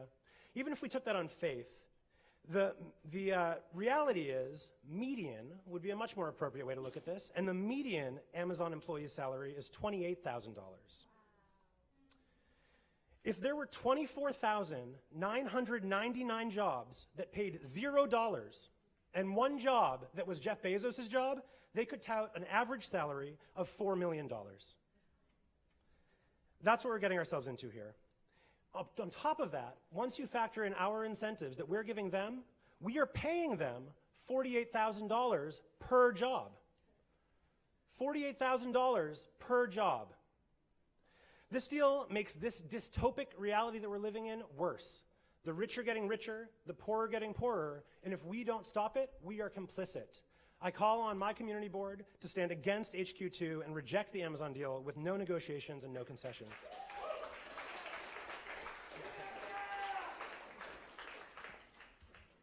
Emma Johnson.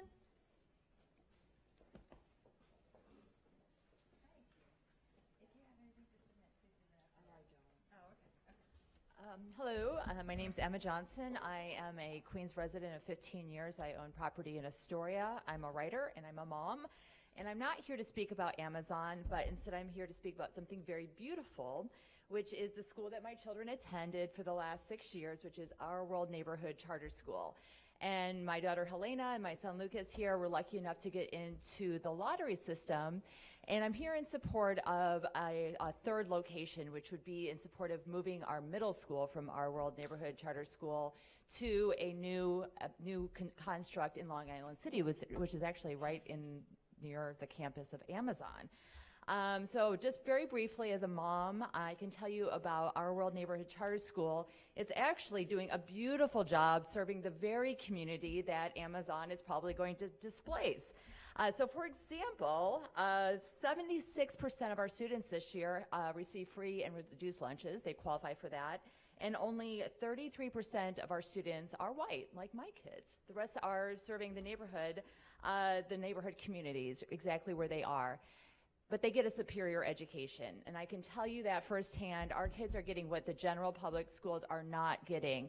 Now in 5th grade, my daughter is getting both Spanish and Mandarin classes. The kids get social studies. They get an amazing faculty and support staff, and this incredible community that I'm so lucky to be part of, and that I just don't, there's no controversy. This is not Amazon. Just support the school, give it its okay, and pass it along, because it's a beautiful asset to the community.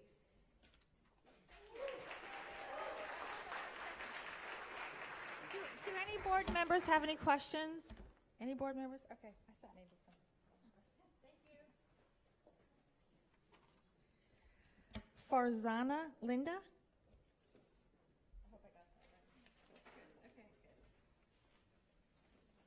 Hello, everyone. My name is Farzana Linda. I'm a housing organizer at Chaya CDC, a local CBO in Jackson Heights, and I am also a longtime resident of Woodside. My family and I live in a neighborhood of diverse working-class immigrant families. On my block alone, there are about 6 families who all purchased their first home almost 20 years ago. They are all either taxi drivers or waiters who scraped and saved for many years to establish roots for their family and give their children an opportunity for a better life.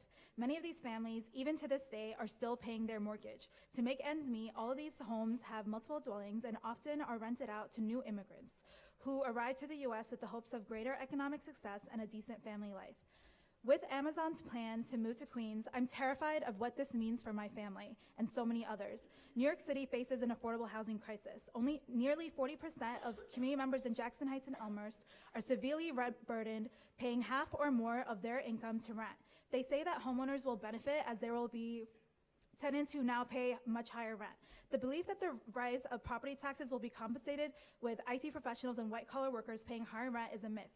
The community is not even aware of how Amazon will affect them and will not financially be able to keep up with the change in neighborhood culture and design. As a result, my family and many others stand to lose our homes. If Amazon comes to New York City, it not only means the displacement of thousands of families across Queens, but cultural displacement as well. Residents who have struggled to build roots in this country from 3 to 4 decades ago are finally able to see their hard work bear fruit. The arrival of Amazon will not only crush that, but result in the death of our communities as we know it now.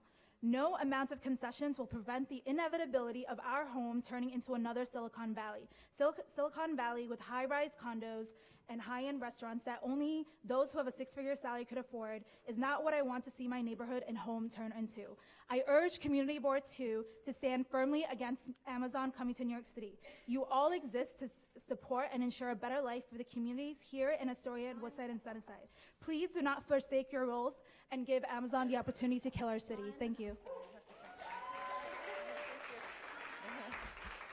Amila Demiroville.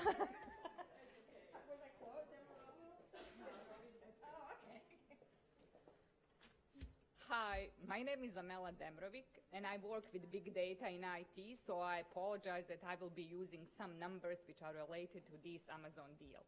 I'm a longtime resident of parts of Queens which are associated with CB2, 24 years. Let me be clear that I'm for free market.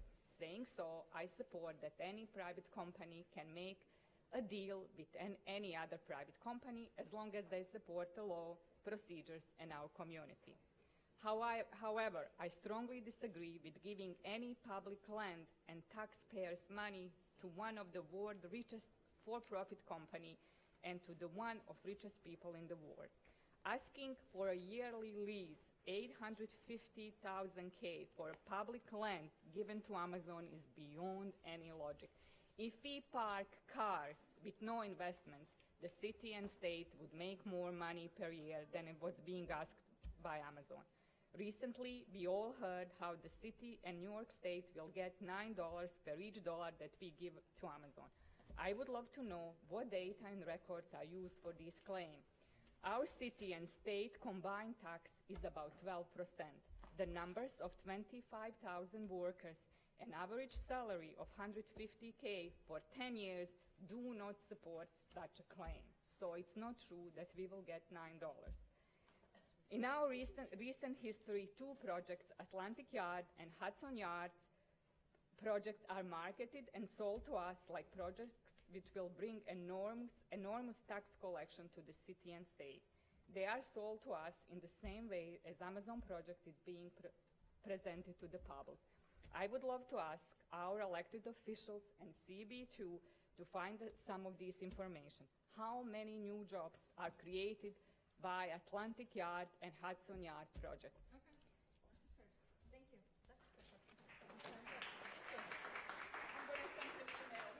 Please do. If you have anything you want to leave, you can right now. Okay. Sabina Omer Drodvik. Did I get it sort of? Good evening. My name is Sabina Omerhodžić. I'm here. I'm a resident of Long Island City, representing also LIC Coalition. First, I would like to debunk two misconceptions. Number one, this deal is done. In New York City, the deal is not done until it's done. So this deal is not done.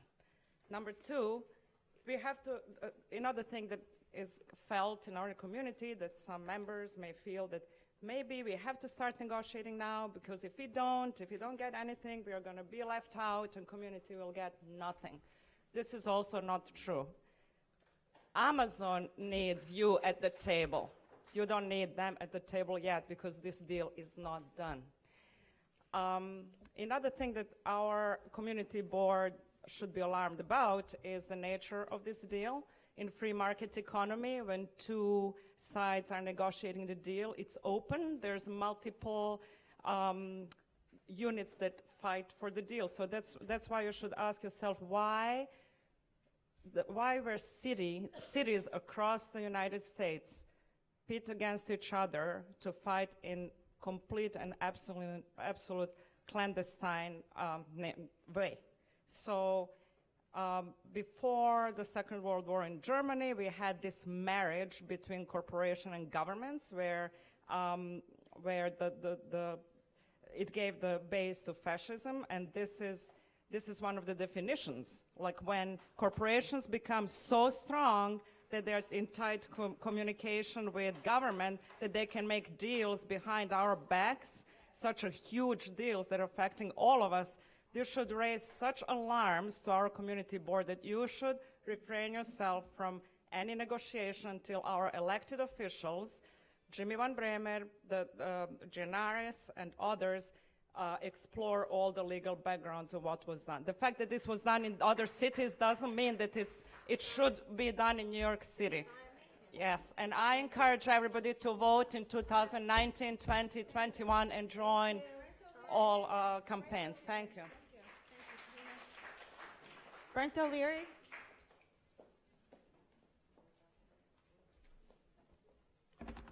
Hello, everybody. I'm Brent O'Leary, a longtime resident of this community, born here in Queens. And I'm here to say that this is a bad deal. This is a bad deal for Long Island City, Sunnyside, Woodside, and Queens. We are in an affordability crisis. Residents and small businesses are being priced out of this neighborhood daily.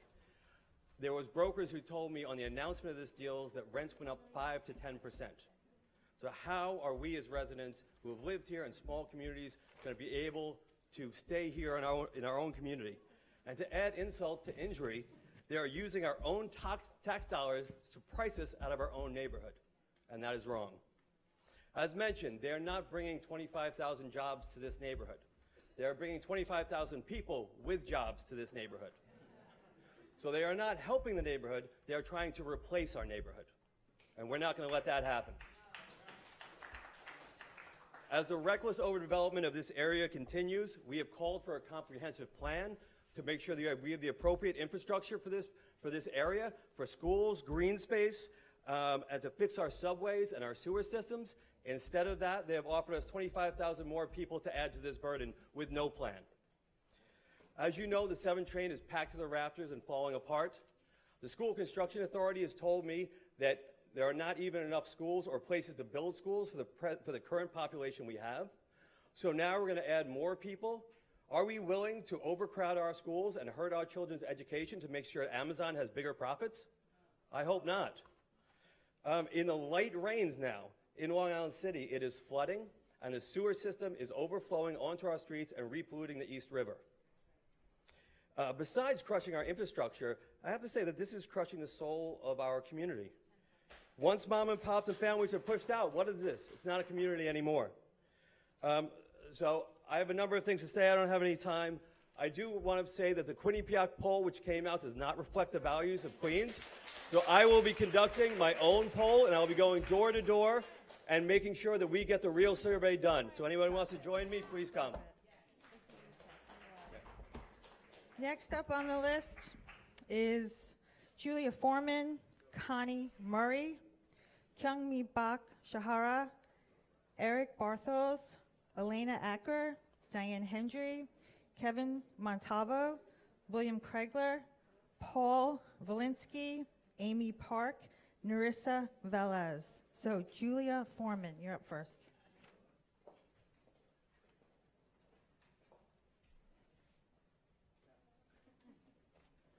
Hello, everyone. My name is Julia Foreman. I'm a Queens resident. I don't want to take up too much time because people with a lot more professional knowledge and recent experience have spoken so eloquently, hearing from all the professors and everyone from CUNY and all of the people from the organizations that represent local communities. What I do want to point out, though, is everyone's talking about what will happen, what we're going to see.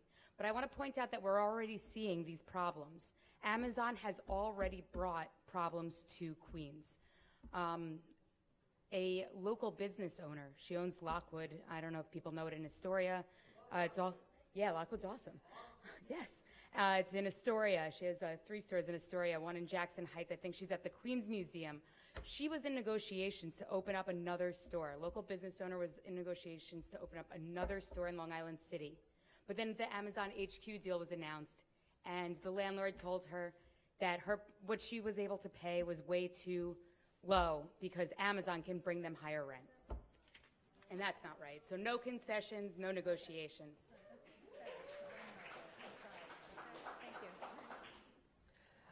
Connie Murray.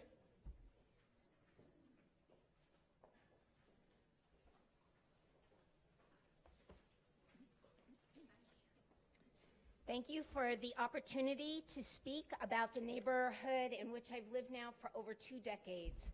It means a lot to be able to express how detrimental the arrival of an Amazon headquarters would be to Long Island City, to the borough of Queens, and to New York City in general. To start, I am offended by the absurd corporate welfare cushion of $3 billion in tax concessions for land and building in an ironically labeled opportunity zone that is being made available to Jeff Bezos, the richest man in the world. Not only is he literally the last person on this planet who is in need of such assistance, Mr. Bezos also heads a behemoth corporation which notoriously fosters a cruel and exploitive culture. As an organization, Amazon represents few values embraced by New Yorkers and 0 Queens values. The borough of Queens houses one of the most diverse buckets of people on earth. Every nation in the world has a foot in Queens. We are living proof the American dream is alive and well, in all colors, in all ethnicities, in all religions. We do not tolerate hate. We stand up to cronyism. We believe in affordable rent, and we support our small businesses, some of which have been operating in Queens for decades. Amazon is a monopoly. Amazon exploits the workers to whom they pay the least amount of money. Amazon threatens the existence of small businesses nationally and globally. Amazon is secretive, not terribly philanthropic, and not the best civic neighbor. Ask Seattle. Amazon HQ has no business being in Queens. Thank you.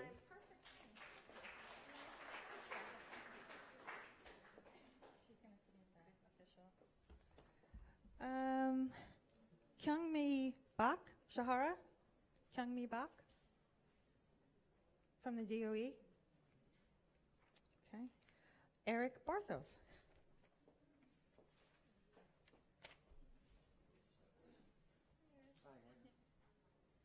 Hi, everybody. My name's Eric Barthels. I live here in Sunnyside. I also own a business here in Sunnyside.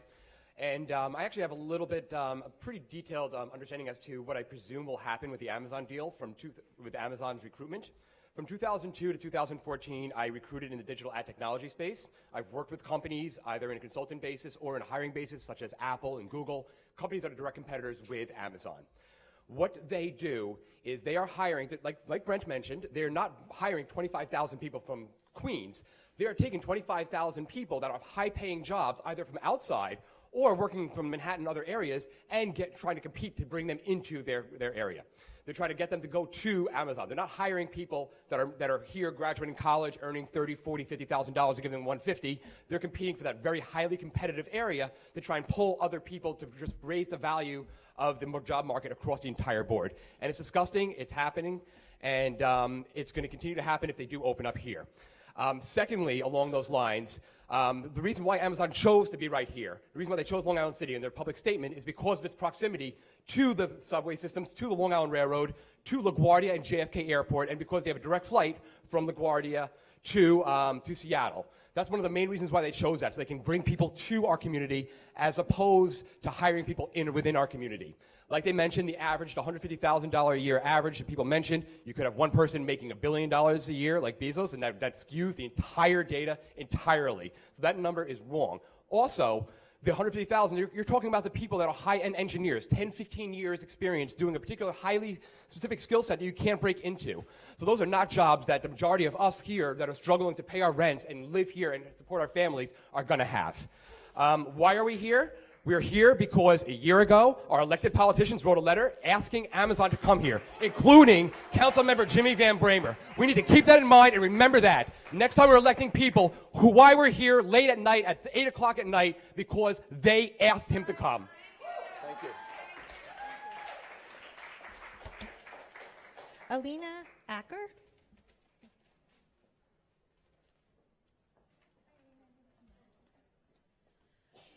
Good evening, everyone. My name is Elena Acker. I'm a Sunnyside resident. I'm also a member of the Justice for All Coalition. And I'm here tonight because I love this community. I love my friends and neighbors here, both those who I've met before and those of you I haven't met yet. And I think we have a very simple question that we're facing, which is, do we care about human beings or do we care about a corporation? We have neighbors in NYCHA housing who can't get basic repairs done to their apartments, right here in our district. We have people whose walls are crumbling down, who can't get rid of pests. No one will do anything for them, and we're talking about this insane idea of giving billions of dollars in tax breaks to a giant corporation. And the fact is, we live in a country right now that prioritizes corporations over people, and this is something that we need to change, that we need to turn around. And so I would ask the board to please say no to Amazon, no negotiations, no concessions, absolutely no.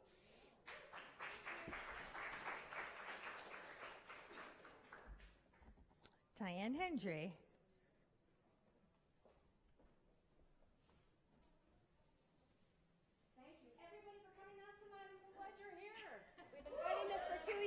Thank you.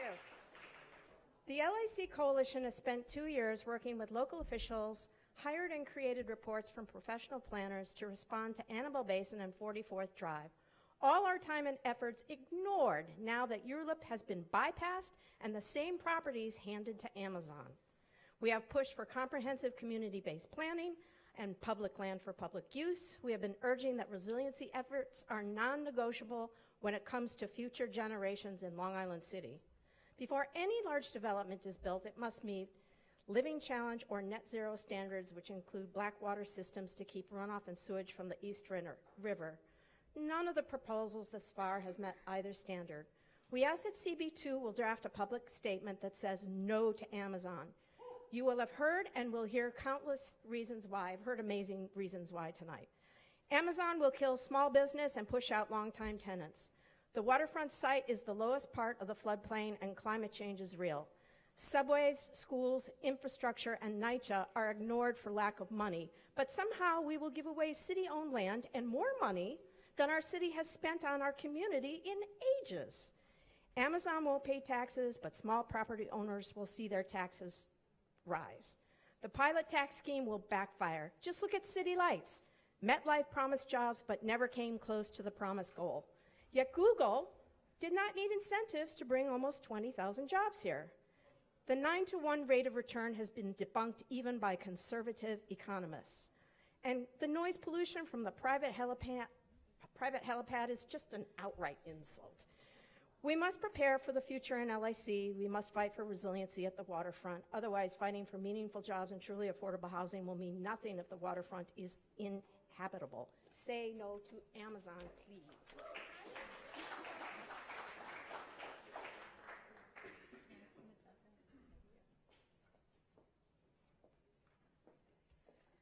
Okay, Kevin Montalvo, William Craigler, Paul Valinsky, Amy Park, Narissa Velez. So, Kevin? Oh, okay. Okay, good evening, everyone. So my name is Kevin Montalvo. I'm the founder of the Queens Distance Runners and the director of the Queens Marathon. And my agenda is not Amazon related, but I do have this to say. A long time ago, I canceled my Amazon Prime membership. That's number one. And number two, to further educate myself on the issues, I went ahead and I started following Queens Neighbors United. And I really applaud the effort that they're doing with educating regular people that might not necessarily know what's at stake. That being said, I'm here to promote something that I love dearly, and that is distance running. And my job is to try and convince you guys that anyone can do it. Whether you're running across the street, running a 5K, or signing up for the Queens Marathon, it's something that you can do. Raise your hand if you've heard of the New York City Marathon. Hands up, okay. Okay, now, let me know if you've heard of the Queens Marathon. Okay, there we go. Maybe they already signed up. But the Queens Marathon is taking place next April, April 21st, 2019, and we already have folks that are training for it. I also want to go ahead and mention that a lot of our teammates, they're tired from running the New York City Marathon, which we do support, and we are volunteering Queens-wide. So anytime there's a volunteer development at Flushing Meadows Corona Park, we are actually tucking invasive plants because those get in the way of paths. We are going every weekend to try and remove those plants, which makes the paths easier to cross, and we are tucking them away for Flushing Meadows Corona Park.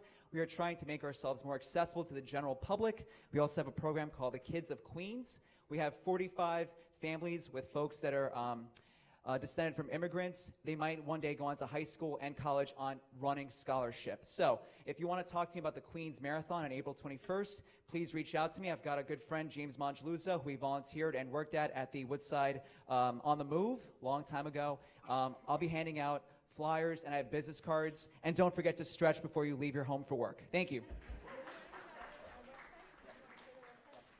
Our website is cutyrunners.org, and our race event information is at queensmarathon.org. Queens Marathon not supported by Amazon. Amazon will not be a sponsor. Thank you, guys. William Craigler? I saw him earlier. Did he leave? Okay. Paul Valinsky?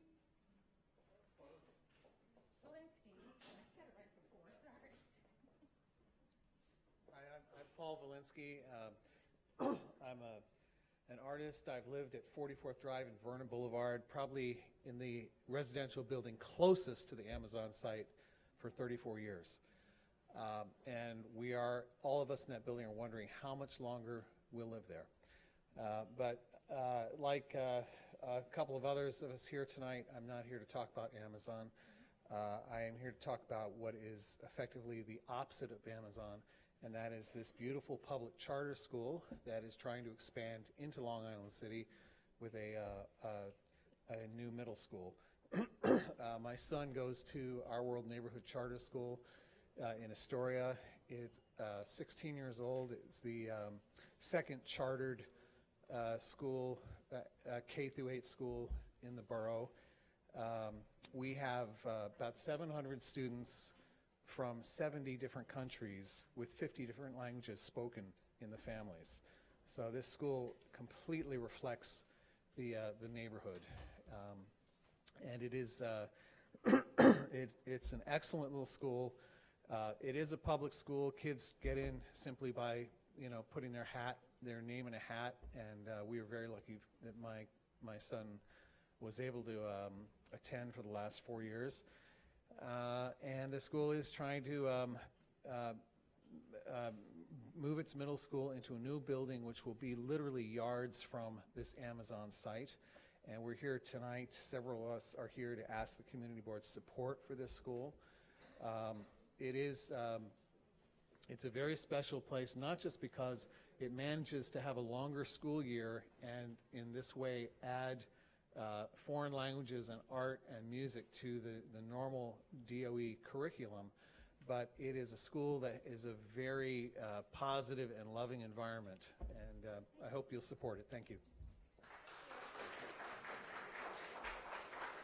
Amy Park. Amy Park. Are you Amy Park? Okay. Thank you. Hi, my name is Amy Park. I am actually Paul Valinsky's spouse. I just want to correct one thing. I'm the co-chair of the PTO, and no, a son who is in 3rd grade right now, so excuse that for him. It's pretty interesting to have to stand up here tonight because I am extremely emotional about Amazon, as everyone here is. I was not expecting this. I was expecting to come here and, cheerlead for our school, and instead I feel caught in the middle of it. But this school, this charter school, Our World Neighborhood, is an amazing place. I love it. We were so fortunate to get in. We were on a wait list. Our son and I and Paul were able to get a tour of the school from a PTO chair who just happened to be there on a Saturday afternoon and walked us around. I mean, that's unheard of. And when we left, I said, oh my God, if we get in, that's it. I will do whatever. And that's been my promise since the first day. So I started out as a kindergarten class parent, and now I'm co-chair. And I feel extremely emotional about this. I think that if Amazon and all of this energy was not in the room, I could probably speak more eloquently about this, but I hope that you support the school. Thank you.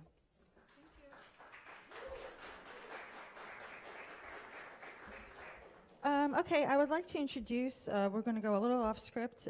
We have a special guest here tonight, and she would like to speak, and it is the Assemblywoman-elect, Catalina Cruz. She'd like to say a few words.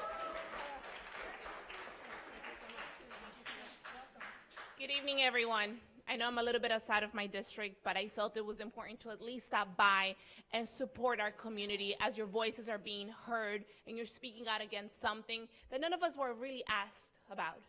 There was this proposal that a new company would come in and they would give them some tax breaks, but none of us were consulted about what it would mean for our way of life, for our community, for our needs. And I think that for me, as an elected, it's the biggest problem. I want to make sure that the voice of our community is heard in every step of the way. And I have yet to hear what's going to be the actual real benefit, not what they claim is the benefit, but what is going to be the real benefit to our community? And what's going to be the mitigation for what's going to happen with the MTA? What's going to be the mitigation for what's going to happen to small businesses? I have yet to hear a concrete plan.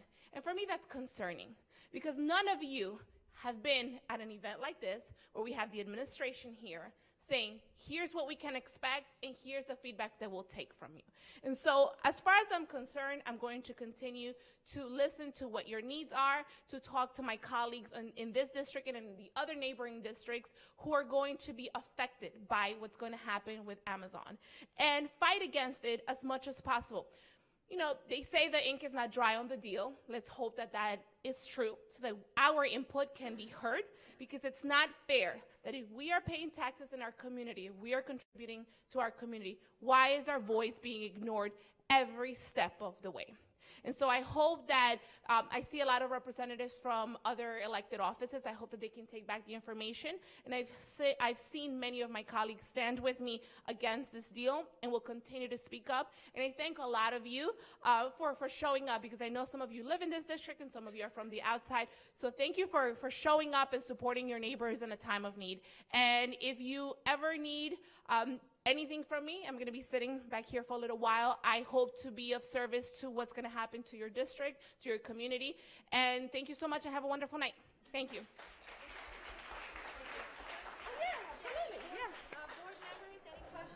If anybody has any questions, I'm happy to answer them.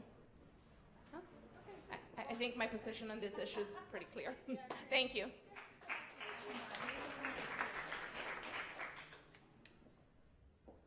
Narissa Velez.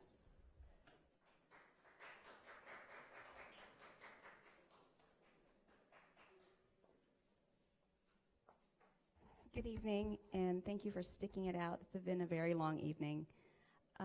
I'm here to support the opposite of what's been going on here, but for a wonderful school that my daughter attends, and like Amy and Paul and Emma, who was up here previously, had spoken about. I am the other co-chair of the parent-teacher organization at Our World Neighborhood Charter School in Astoria. I'm here to ask the CB2 support of the opening of OWN 3, a K-8 school that is badly needed in that is proposed to open on 44th Road in Long Island City, a much-needed elementary and middle school, not only for the Long Island City community, but the overcrowded District 30 community as well.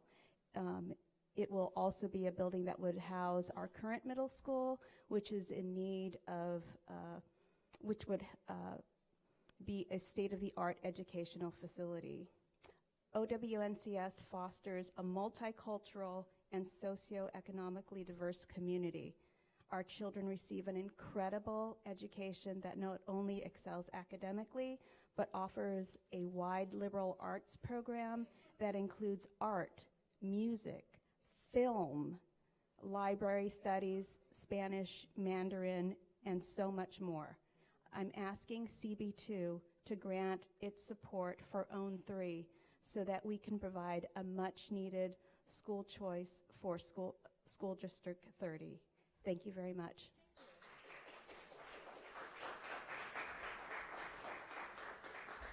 Okay, we're starting page 5, if you're keeping track. Arthur Tarley, Ernie Brooke, Sarah Obritis, David Guerrero, Ryan Douglas, Jenny Dubnow, Denise Romero Gonzalez, Memo Salazar, Richard Bogle, Manny Gomez.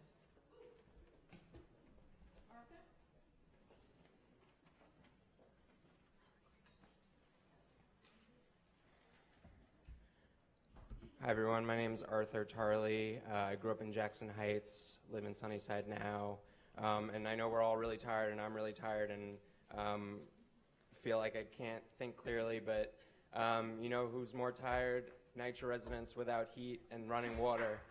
You know who's more tired? The people who will be displaced by Amazon coming to New York City. Economists are estimating hundreds more made homeless, thousands displaced. You know who's tired? People who couldn't get home on the roads a few weeks ago because the mayor couldn't put salt on the road, because the governor and the mayor couldn't figure out how to get people home. I was here 2.5 or 3 years ago when this community board, or the community, stopped the Barnett development. Again, a quote-unquote affordable housing development that would have skyrocketed rents in this neighborhood, just like Amazon will skyrocket rents and are already skyrocketing commercial and residential rents in Long Island City.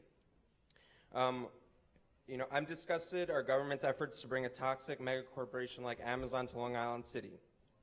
We know what Amazon has done in Seattle. Rents in Seattle and Tacoma are skyrocketing, and homelessness is through the roof, and we've heard already tonight what Amazon has done to help hold the Seattle City Council hostage when they tried to put a tax on them to help people in need of housing. This is the company we're giving $3 billion to. We're going to rely on them to make jobs while current Amazon employees are buying condos in Long Island City, current Amazon employees. And what else did Cuomo and de Blasio promise this abusive corporation that takes hundreds of thousands of dollars every month from ICE and the Border Patrol to be their technological backbone to their deportation and imprisonment practices of immigrants?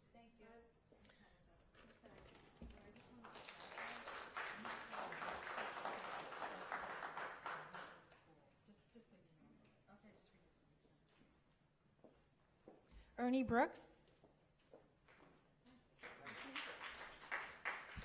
Thanks. I just want to say that something I've noticed lately, and I've been in the community for a long time, is the smell. It's getting worse. And it's not just sewage that comes up in the freight elevator in the loft building that I've lived in for 41 years at the corner of Vernon and 44th Drive. So, like Paul, we're right next to we're in the belly of the beast. And the reason it's gotten so bad is because the smell I'm referring to is a deal that's done in secret, is done behind closed doors. It ignores the communities of Queens, which make Queens a great place to live. It's the diversity. And if anything works against diversity and community, it's the model of a business like Amazon. We used to pride ourselves on keeping Walmart and big box stores out of New York City. What is Amazon? It's the biggest box of all. It eats the other big boxes. And what will it do to mom and pop businesses? We have to we shouldn't be here. We should be going and lobbying the city council to pass the Small Business and Jobs Protection Act, which has sat on their desks for 30 years and they've done nothing. And we also have to, the other thing about Amazon's model is it is not sustainable. We don't want the future to be one we order everything from a screen. We don't go out, we don't talk to other people, there's no communication. What is a city for? It's not the Amazon model we want. So I'm just going to ask the council to do whatever you can to go against this deal. It may be right that we can't defeat it, but if we're going to have it, they should sign a paper saying half of the jobs will go to NYCHA members and they'll provide full training for all of them. They'll school, they'll make sure that the people who need jobs get them and they're trained for it. Sarah Obritis.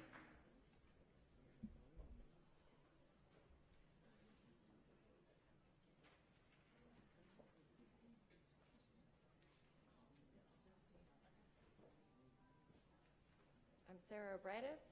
I've lived in Long Island City for 20 years, and I opened my first restaurant with my partner in 2010. Currently, there are 2 M. Wells locations with over 40 employees, almost all of whom live within a few miles of Long Island City.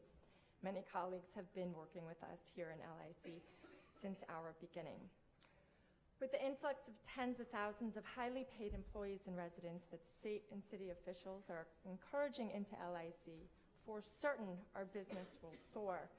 Our steakhouse will expand our service for breakfast, lunch, and dinner 7 days a week. Corporate buyouts will stream in undoubtedly. And things will be on the up and up. However, I cannot accept this one-dimensional benefit.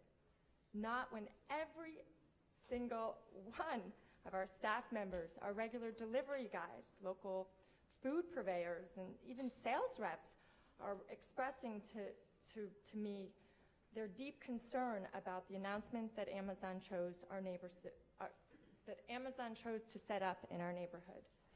Today, voluntarily, a young coworker called it a disaster. She and others are on the front lines of living in New York City. Despite making a decent living, they cannot afford health care. The more they make, the less they can afford health care. They can't get to work on time. They can't find a stable apartment. They can't pay their school tuition. They can't bring down their personal debt.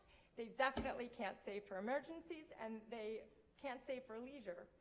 Anyway, the realities and insecurity of New York living are felt every single day, and this is despite a good wage, despite a healthy and happy work environment. New York's governor said, keep moving in his direction or be left behind.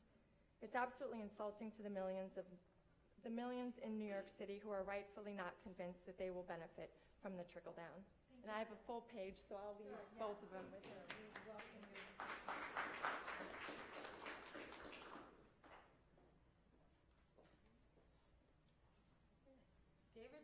David Guerrero. David Guerrero.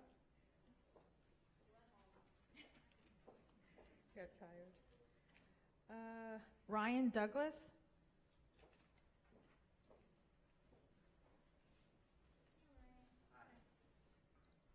Hello, my name is Ryan. I'm a Sunnyside resident, and I'm also an employee owner of a wood shop in Long Island City. It's probably one of the last manufacturing jobs in a manufacturing zone in New York. And it's about 3 blocks from where this Amazon campus is going in. And something I hear from family that's from Queens that I think is opinion that I hear a lot that I think should be addressed is, oh, this will bring jobs. This deal has nothing to do with jobs. It has to do with a corporation wanting public land and wanting a campus and owning all public activity happening in Long Island City. And for that reason, I would like for our elected officials to be as enthusiastic as the representative from Brian Barnwell's office was. Even though he was speaking off record, it was still great. And it would be great if he didn't have to speak off record. It'd be great if that was just how our politicians felt. And that's how they felt about this deal and any sort of move by Amazon. Thank you.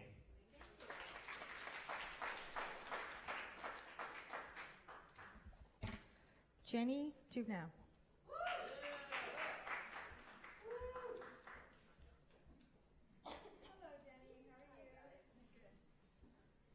I almost left. Most of what I want to say has been said. But I'm wearing 2 hats today. One, Jenny Dubnow is my name. I'm a working artist with a studio in Long Island City, member of the Artist Studio Affordability Project. I also am honored to work with the Justice for All coalition based in the NYCHA houses. I'm here to tell you that both groups are a hard no on Amazon, just to say. This is a ratcheting up of an assault on our city by the people who are elected to serve us, and it's a betrayal. We have to ratchet up our opposition. They are not acting normally, so we have got to take our gloves off too.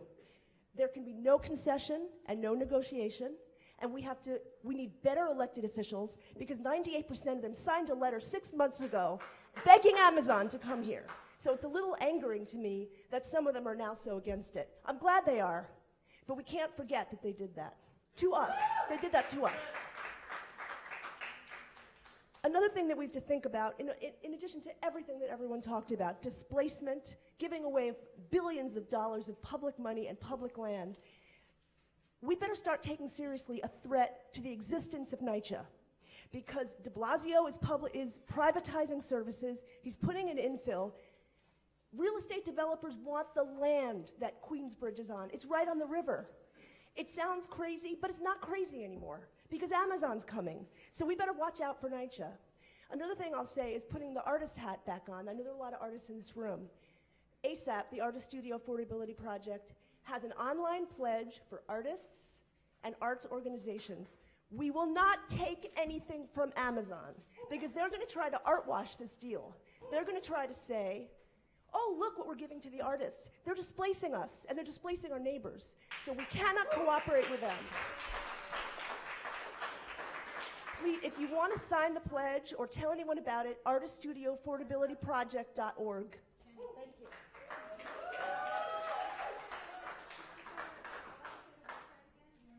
Sure. Sorry. I want to go home and have dinner so bad. artiststudioaffordabilityproject.org. Go to the tab called ASAP's position on Amazon. There's an online pledge. You can take the pledge. Please share it and publicize it. Denise Romero Gonzalez. Okay. Memo Salazar. Is that you? Is it Memo? Oh, no. Oh, Memo. Okay. Hi, my name is Memo Salazar. I have been in Sunnyside for almost 20 years. I help run the Sunnyside CSA with a group of wonderful people right here, where we work with local farms, bring local food to local people, including subsidized shares to people that can't afford it. I'm also a business owner. I co-own Solid State Bar just down the street, where we have 20 taps of local beer.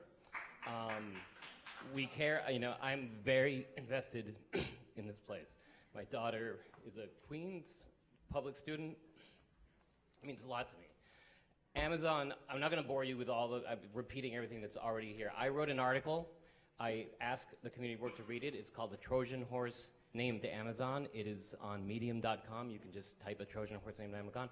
It has all the facts plus a lot of other arguments not stated tonight, and it's all their data, information, arguments is all there, so please read that.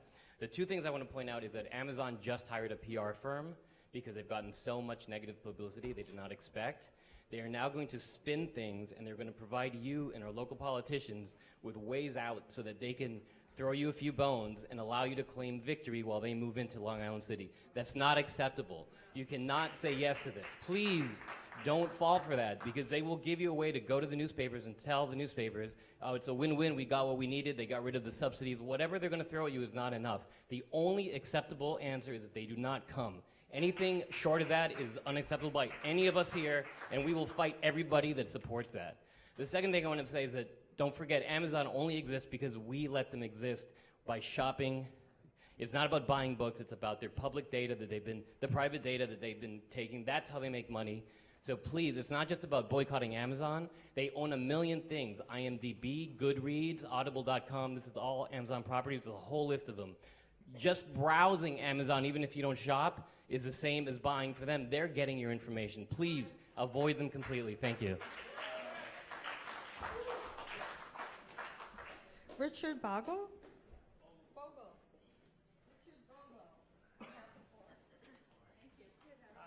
I'm here to speak in favor of our World Neighborhood Charter School. Queens and Long Island City do not need Amazon. What we need are more schools. We don't want to be part of the problem. At our World Neighborhood Charter School, we want to be part of the solution and to bring another school, a new school to Long Island City that needs it very much. And it's the third school of our World Neighborhood Charter School. Let me tell you a little bit about our World Neighborhood. We started back in 2002, the school opened. It was founded by parents, Queens parents, who wanted an opportunity, a different type of school for their kids. We got it, and it's our World Neighborhood. It's called that because any of us walk out our doors, what do we see? Our neighborhood is the world made small here in Queens. It has brought that philosophy to education. It has brought that philosophy to the school. We want to expand that. We want to make it a better time. I think tonight, everyone with our passion here about President Kennedy's famous remarks during his inauguration, where he said, ask not what your country can do for you, ask what you can do for your country. Amazon is asking what Queens can do for them. Our World Neighborhood is telling you we want to do things for Queens. So thank you. Okay, Manny Gomez.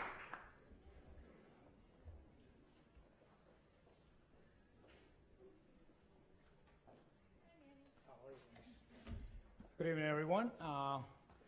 Once again, I'm a former student from CUNY, Chairperson CUNY, no Amazon in Queens. Again, my name is Manny Gomez. I've been living in the neighborhood for over 35 years. And I'm coming in the role of both Queens Streets for All, co-chairman, and mostly as a chair of Sunnyside Chamber of Commerce. I just came from a meeting today with a group of community members and business owners who are becoming discouraged as each day of the city shows they will not listen to their concerns. I was struck by how hard this group of people are working and how much of their own money they are spending to try and save their institutions, businesses, and way of life in a city which has ignored them and the majority of the community in our efforts to ask for a meeting with mayor, ask for the dangerous street change to be removed, and start fresh with community input in advance, and to listen to us as constituents, voters, fellow New Yorkers in crisis. Instead, they are attacked by name on social media anonymously and by the mayor and councilman as thought they are the problem. Our small businesses are by people who make our neighborhoods pleasant and enjoyable, who put love into their businesses and organizations. I am watching really good, hardworking, and kind people hit every day by a barrage of criticism from the city and manufactured news. They have to get up every day facing another day of lost clientele, feeling unheard, and watching a beloved neighborhood, our homes, under attack. None of us are violent. We do not break the law or do not anything other than try to exist in a city that needs to pass a Small Business Just Survival Act, or we cannot survive our small moms and pop stores. Our small businesses are under attack as the agents of those forcing this street change down our throats imply or say outright that we are somehow evil or hate-filled. We are up against the city hall, the mayor, our councilman, and the forces that the command who decided to put our raw diet here. Thank you.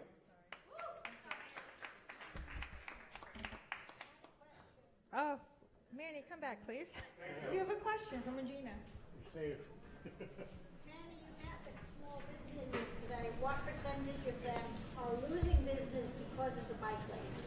Unfortunately, at least the business are losing like at least 30% every day. I know some of the local news were able to interview them, so it's not only what we're saying, but now the news. I'm glad that the news were out there and they were able to interview them themselves directly. So unfortunately, our business. What percent? The business are losing at least 30% of their business every day. Yeah, hold on. You have a couple of questions. Stay right there. Dorothy Moorhead. Yeah, it looks like Saffron Gardens has shut down. Do you know anything about that? All right, they already feeling the heat with the protect the bike lanes, and unfortunately we still don't know if they close because of the bike lanes. It looks dark there. That's what I'm thinking. Okay, thank you. Okay, thank you. Stony Grunau. Okay. And then I have a Nicholas Petito. It looks like Shania Prasad.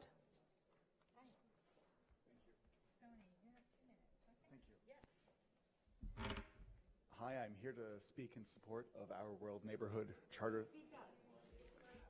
I'm here to speak in support of Our World Neighborhood Charter School. And not only did I want to be here, but my daughter very much wanted to be here to speak.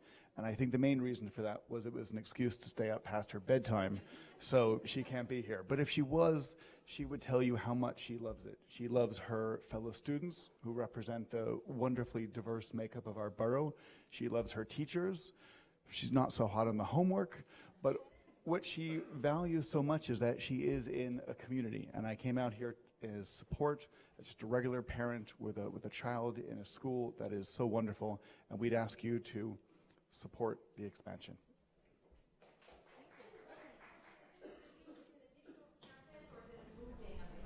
I am not the expert on that. There are two lovely PTO chairs. Okay, I couldn't find it anywhere. Yeah. The new elementary school, brand new elementary school, the middle school is relocated. The elementary school is brand new.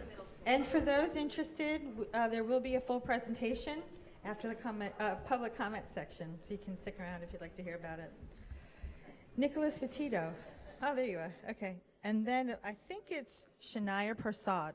If that name sounds familiar? Hi, thank you. Hi, thank you, CB2, for what you do. I'm a lifelong West Queens resident. This is my first time speaking at a CB, so. Okay. I'm really nervous. Sorry. Thank you, CB2, for what you do. I'm actually here to talk about something that might not be Amazon related, but it's quality of life related. I live on 51st and Skillman Avenue in front of the fire station, and the fire trucks are being periodically, at least once a day. I work from home. They're being held up by illegal parking on Skillman Avenue because of the new bike lane configuration. And I ask you to please revisit that. I know that CB2 was against it in the beginning, and de Blasio went ahead and did it anyway. So please do revisit that. I think this is not Amazon related. I would like to state publicly, since you brought it up, that we talk about it every month we talk about it every month. Usually weekly is more like it, but at our Transportation Committee meeting. No, we just had our meeting on Monday, right? Yeah. The minutes, the agenda says it's canceled on the website, so thank you. Oh, okay. Okay, I'm sorry about that. Shania, I'm going to try again. I think it's Shania Prasad. Okay. Rapi Castillo? Rapi? There you are. Okay. And then Megan Stotts, Pat Dorfman, Cassie Hokel, and then Shrima, one word. Hi, all. Thank you for having me here. My name is Rapi Castillo. My family lives in Woodside.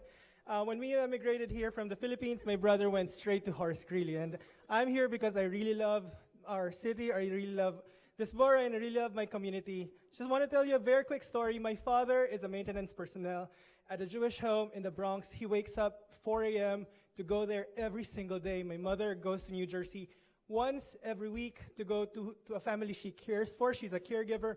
And their only break is on the weekends when they go to the Filipino church in 61st and Roosevelt. And after that, go to Jollibee. Their only break is that. And currently, we have had a lot of issues in rent. And when Amazon comes here, based on our findings, they will increase the rent 38% in 5 years. And my family cannot handle that and cannot handle this rent hike. The Filipino family will be hit by this rent hike, and it will have a negative effect on the close-knit community that is my community. I'm here to fight for my parents and for my community. Please remember that story that I told you. Please don't let the decision of 3 men behind closed doors change my family and my community's lives for the worse. Also, Amazon did not even bother to come here. The community went here. The Filipino people, the people in general in Queens went here. Please side with the people. To the electeds who are here, to the board who are here, please protect my Filipino community. Please say no and reject the Amazon in Queens. No deal, no negotiations, no concessions, no Amazon in Queens.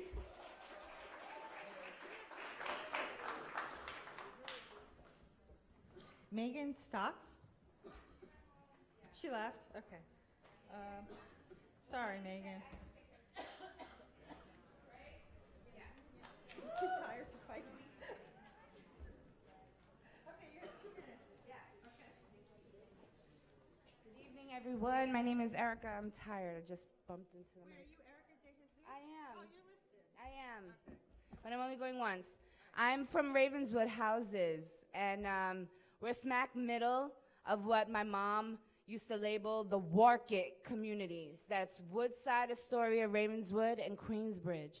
I've been there my whole life, and I'm proud of it. The reason why everybody wants to come to our part of Queens is because of people like me. People who have been here my whole life and who have made this part of Queens what it is. And I'm not surprised that big business people like Amazon are coming and wanting to cash in. But we can't let that happen. We're not going to let that happen. And just like our World Neighborhood Charter School is here, my kids have grown up in our World Neighborhood Charter School, and it's a great school because of who we are as a community. And as we continue to grow as a community, we have to keep in mind the things that keep it safe, the things that help it flourish, and that's the voices of the people. Unfortunately, there's not enough of our NYCHA community members here tonight, but that doesn't mean they don't care. That doesn't mean that they're not affected. So we have to keep in mind that our most vulnerable need those of us that can be here to speak up. And to speak up, not, Our World Neighborhood Charter is just so happening that I'm here and they're here too. That's how the universe works. Because when you follow your bliss, you don't have to work harder, you just got to be smarter. And when we unite and we get all of these, social websites and we link up, like it. Don't just watch it, like it. Work the system that's trying to work you. And as far as I'm concerned, because Queens is the most awesome borough in the world, that's right, I said it, I would like to see more of my NYCHA community members involved. So big up to NYCHA.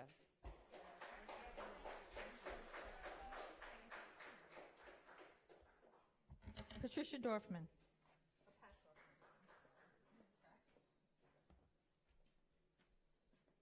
I'm going to say this first part very fast because I don't have any time. The same people that released that poll are the same people who in 2016 said that Hillary Clinton was going to win in a landslide. Number two, this whole thing that many people say there's no stop in it. I myself thought it was like kicking the ocean. Then AOC won.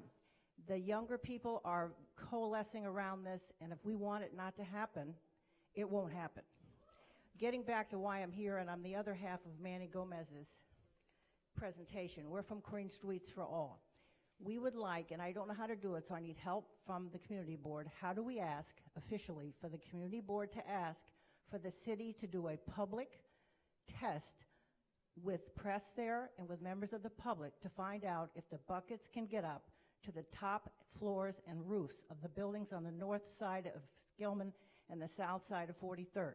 We have heard all over many reports that it cannot make it, meaning hundreds of people are now in danger. Second of all, we have heard and we have videos of delays in response time of up to 8 minutes.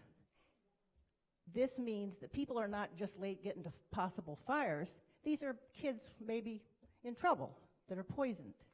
We would like a report from 3 months clearly before the installation of the lanes, which would be, say, April, May, June, and after they were installed, say September, October, November, the exact response time of Ladder Company 163. And we do the test, we would like the equipment to come from Ladder Company 163. It would do a lot to allay our fears if what we're assured is no problem is no problem. So please, community board, to ask us what you need from us. We have not heard back from our letter of September the 28th to the FDNY, which describes this. We've asked for a meeting with the mayor, and we're frightened. We are not doing anything illegal. We're just asking for help.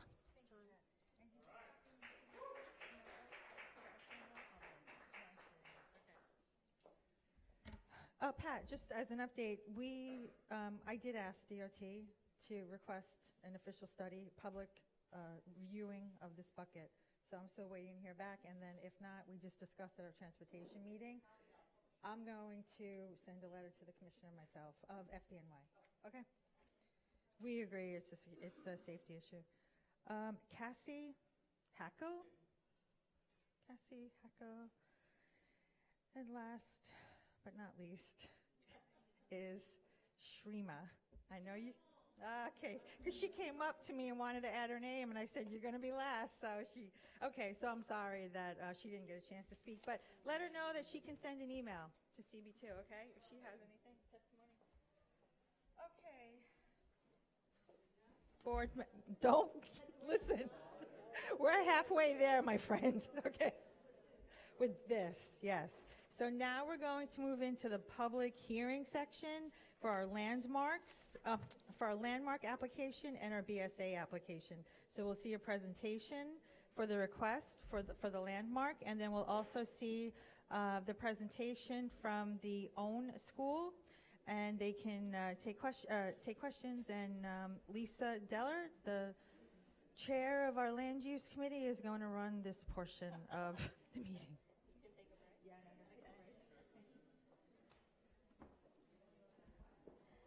Thank you all for coming tonight.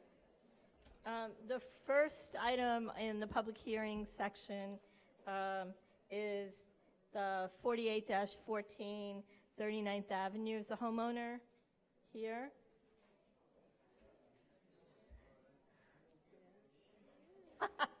I should just say This was an application to legalize a door. There had previously been a wood door on the front of the house, and they replaced it with a steel door without a permit.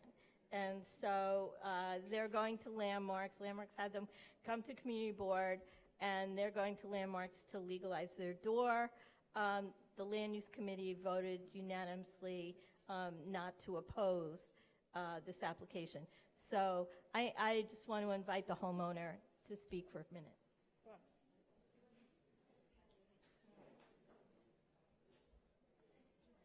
Hi, I'm here. The Landmarks Commission is requiring me to obtain a certificate of appropriateness from the QB2 to legalize the front door that was installed without a permit.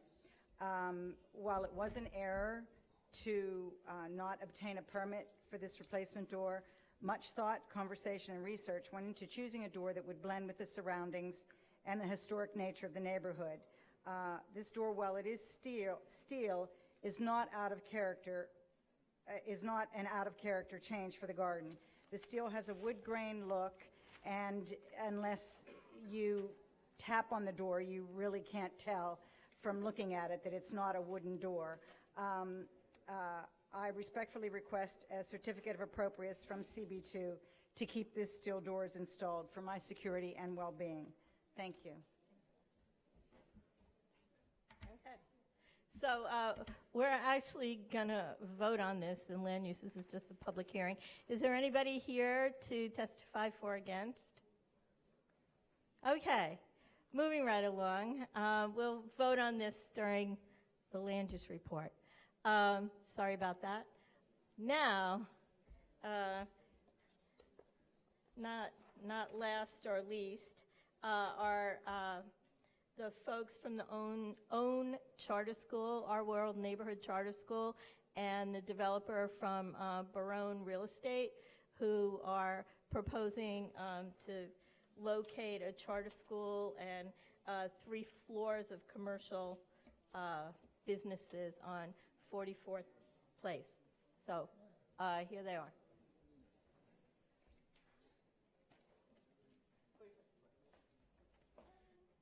Good evening.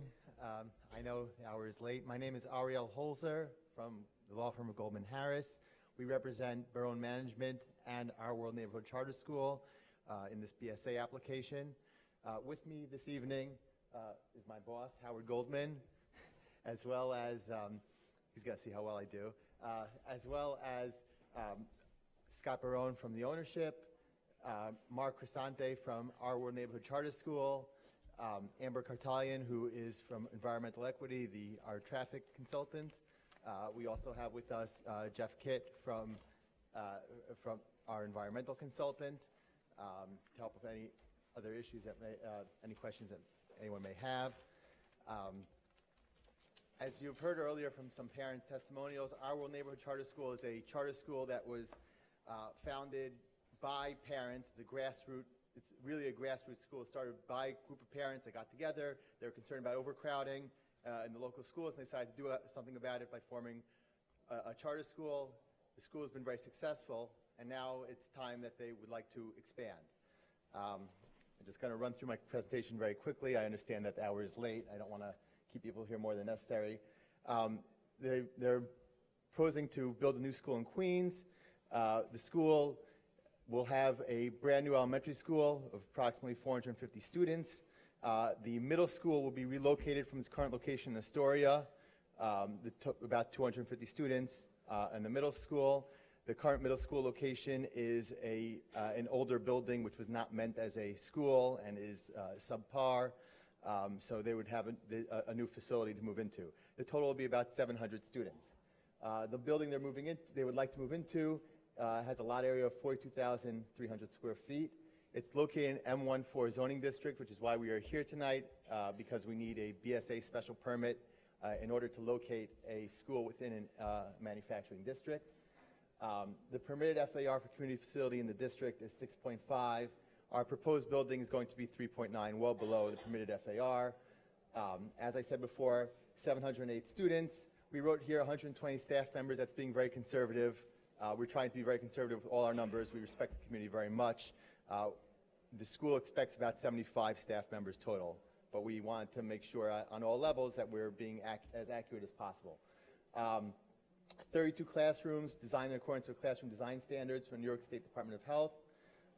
There'll be a new gym, a new cafeteria, a new library, and the school hours of operation are 7:30 to 3:30, and there'll be an after-school programs till approximately 6:30. After-school programs will probably have around 225 students.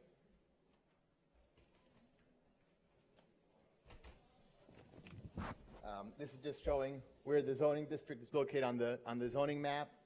You see it's in the M14 district. There's the premises. It's located right by the MX R7A district, less than 400 square feet, so it's eligible for the special permit from the BSA in order to have a school within manufacturing district. This is just showing where the new school is located. These are the current schools, the elementary school and the middle school. As I said before, the elementary school that we're going to have here is going to be brand new in addition to the current elementary school. The middle school will be relocating into the new facility. Here are some mock-ups of what the building will look like. The lower floors, the ground floor of the building, this brick portion of the building, the lower floor will be commercial, not school related. The floors 3 through 9, the upper building that comes up will be the school, and I'll show you exactly how that will work in my next slide. This is the entrance of the school. Here's the other side of the building. This is the commercial side of the building, not for the commercial use. This is the commercial entrance. This basically shows that although we are in a manufacturing district, there are not many heavy manufacturing uses surrounding the school, creating an environment where we believe the school will work. As I said, the block immediately below it is the Wyndham Hotel. Next to it, there's retail, commercial offices, parking lots, bakery. So these are, as I said, are not heavy commercial offices, and it's a place where a school we believe would work.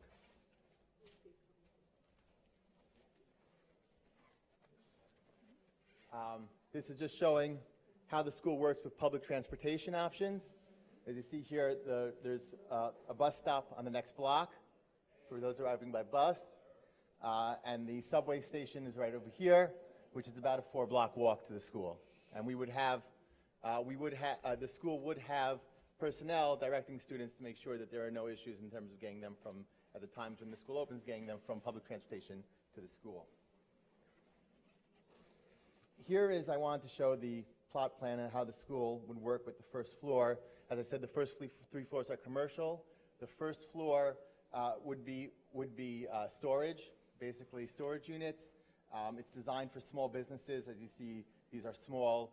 The building is broken up into small locations with the loading areas for dry goods storage. And here's the commercial entrance. The school's operations and their entrance is all on 44th Avenue. On that frontage, there is no commercial usage, no entrances for commercial. There's no parking. There's no parking for commercial. There is no garages or loading docks for commercial. And as you see here, it's a regular school entrance. The school has its own stairs, which are completely their own, and the elevators, which are completely their own and inaccessible from the commercial side. Commercial side is serviced by its own stairwells, which are independent of the school. The school, in a case of an emergency like a fire or something like that, the staff can access those stairs in order to get the students out, but regularly those are not the school's, and there's no entrance from those stairs into the school.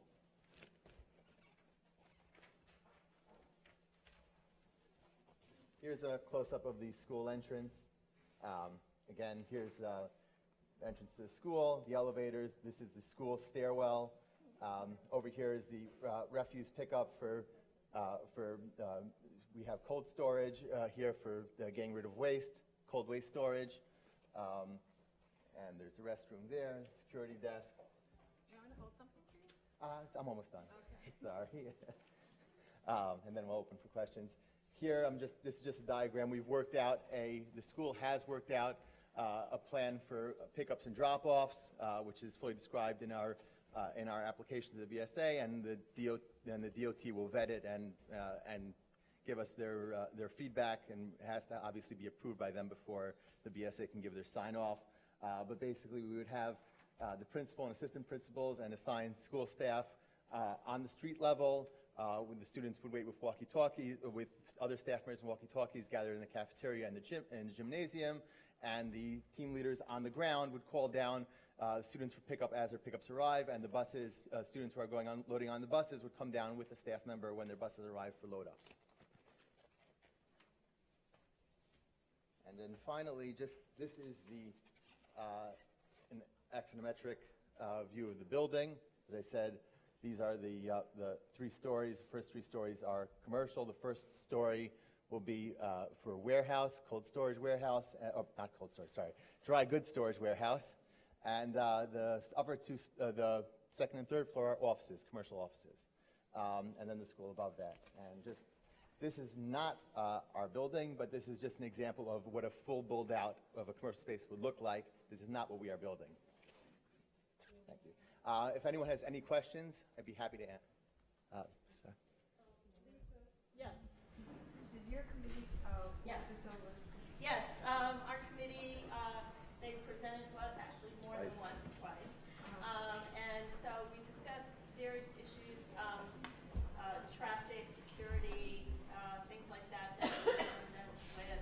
You've heard a number of parents today testify in favor of locating the charter school. Just the commercial building in and of itself would be as of right. This is a request to cite the charter school here, which requires the BSA application to do that. The community facility FAR would be 6.9. 6.5 is a permitted community facility FAR, but we are, as I said, well below that. Our building total is going to be 3.9, so we are not doing a full build out. That was my last slide showing what would be a full build out. That's not what we're building. We're building a smaller building just to house the school, and we are here. This isn't a bulk.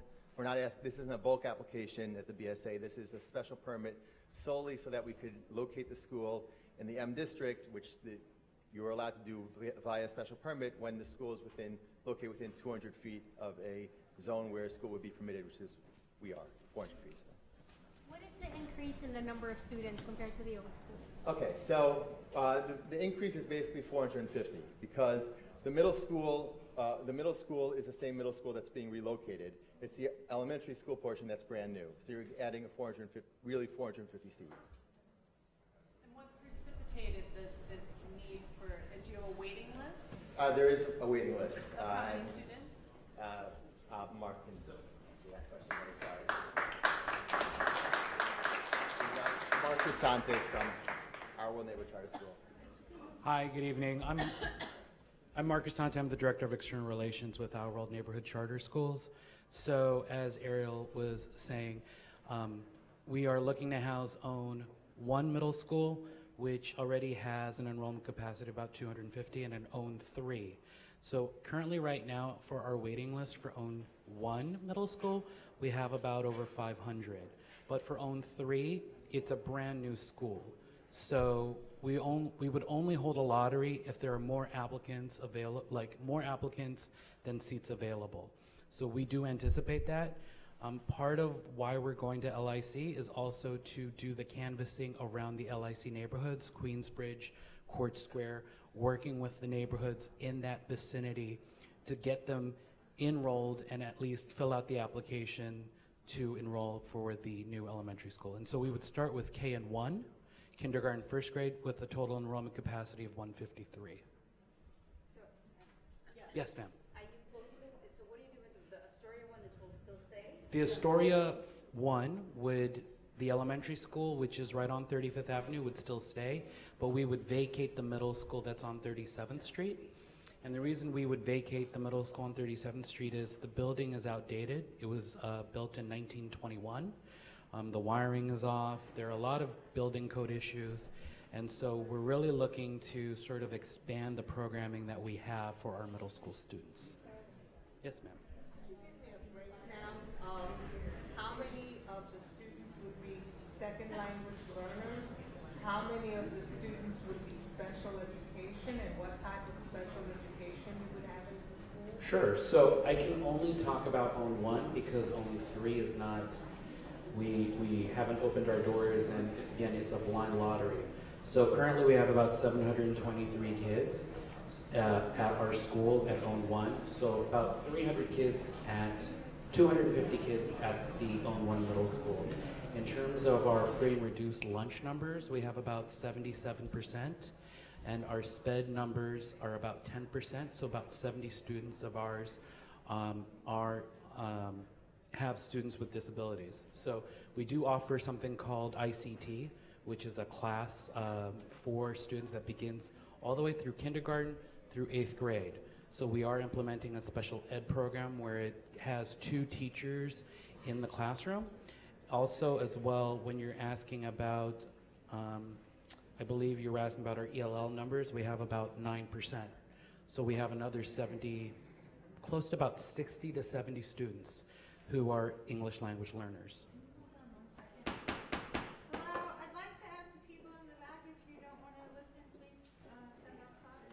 It's difficult to hear with all the background noise. I'm sorry. No, no worries. Any other questions? Okay. Yeah, Nancy. Sorry, I do have another one. Yes, ma'am. Can you talk a little bit about why? So I know of your original location, and I know families who've gone there, and I've heard these families talk about having a wonderful experience there, and I've only heard good things. And when you hear Our World neighborhood, you think of the school being ground floor in the part of the neighborhood. And I look at that design, and it seems like the kids are going to be shipped up into this high rise, and it's just it just kind of is counterintuitive to the vibe I thought your school had. And so I'm curious about the relationship, why the decision was made to put three stories of commercial use and then the school above. I'm sure there are economic reasons, but There are economic reasons. The other thing is also, as we're going up, that would be the middle school occupancy. I'd invite you to come to our middle school on 37th Street, because I could just show you sort of what our kids have to go through on a day-to-day basis. There's no sunlight. I mean, they call it the dungeon in the cafeteria. I mean, there's not a working kitchen. I mean, I could go on and on. And so, and I think our board was very instrumental. I mean, this has been sort of talked about over the last 2 to 3 years, even before Amazon decided to come into the neighborhood, of what can we do for our children? What is the best opportunity to give them when it comes to providing a classroom that has a working science lab, a film room, a media room, and a library? I mean, my middle school kids do not have a library at the middle school. So when we talk about neighborhood, it's more than just, you know, going up 2 flights of stairs. It's really the community. And my PTO co-chairs are here, and they can talk to you more about sort of the culture and the mission. But we're very much thinking for what is best for the kids. And I think that having the ability to at least get that M1 permit gives our children the strongest possibility to get a world-class education, and also to expand with OWN 3, working with the kids in LIC and canvassing that neighborhood and working with kids at the Queensbridge houses, all of these things, trying to get ourselves more involved, because we've been our students the best.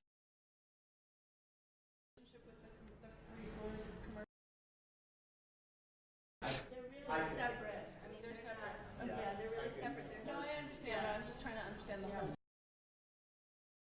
I could address that. So basically, as the chair said, these are they're totally separate. Going to the question you asked before, I think that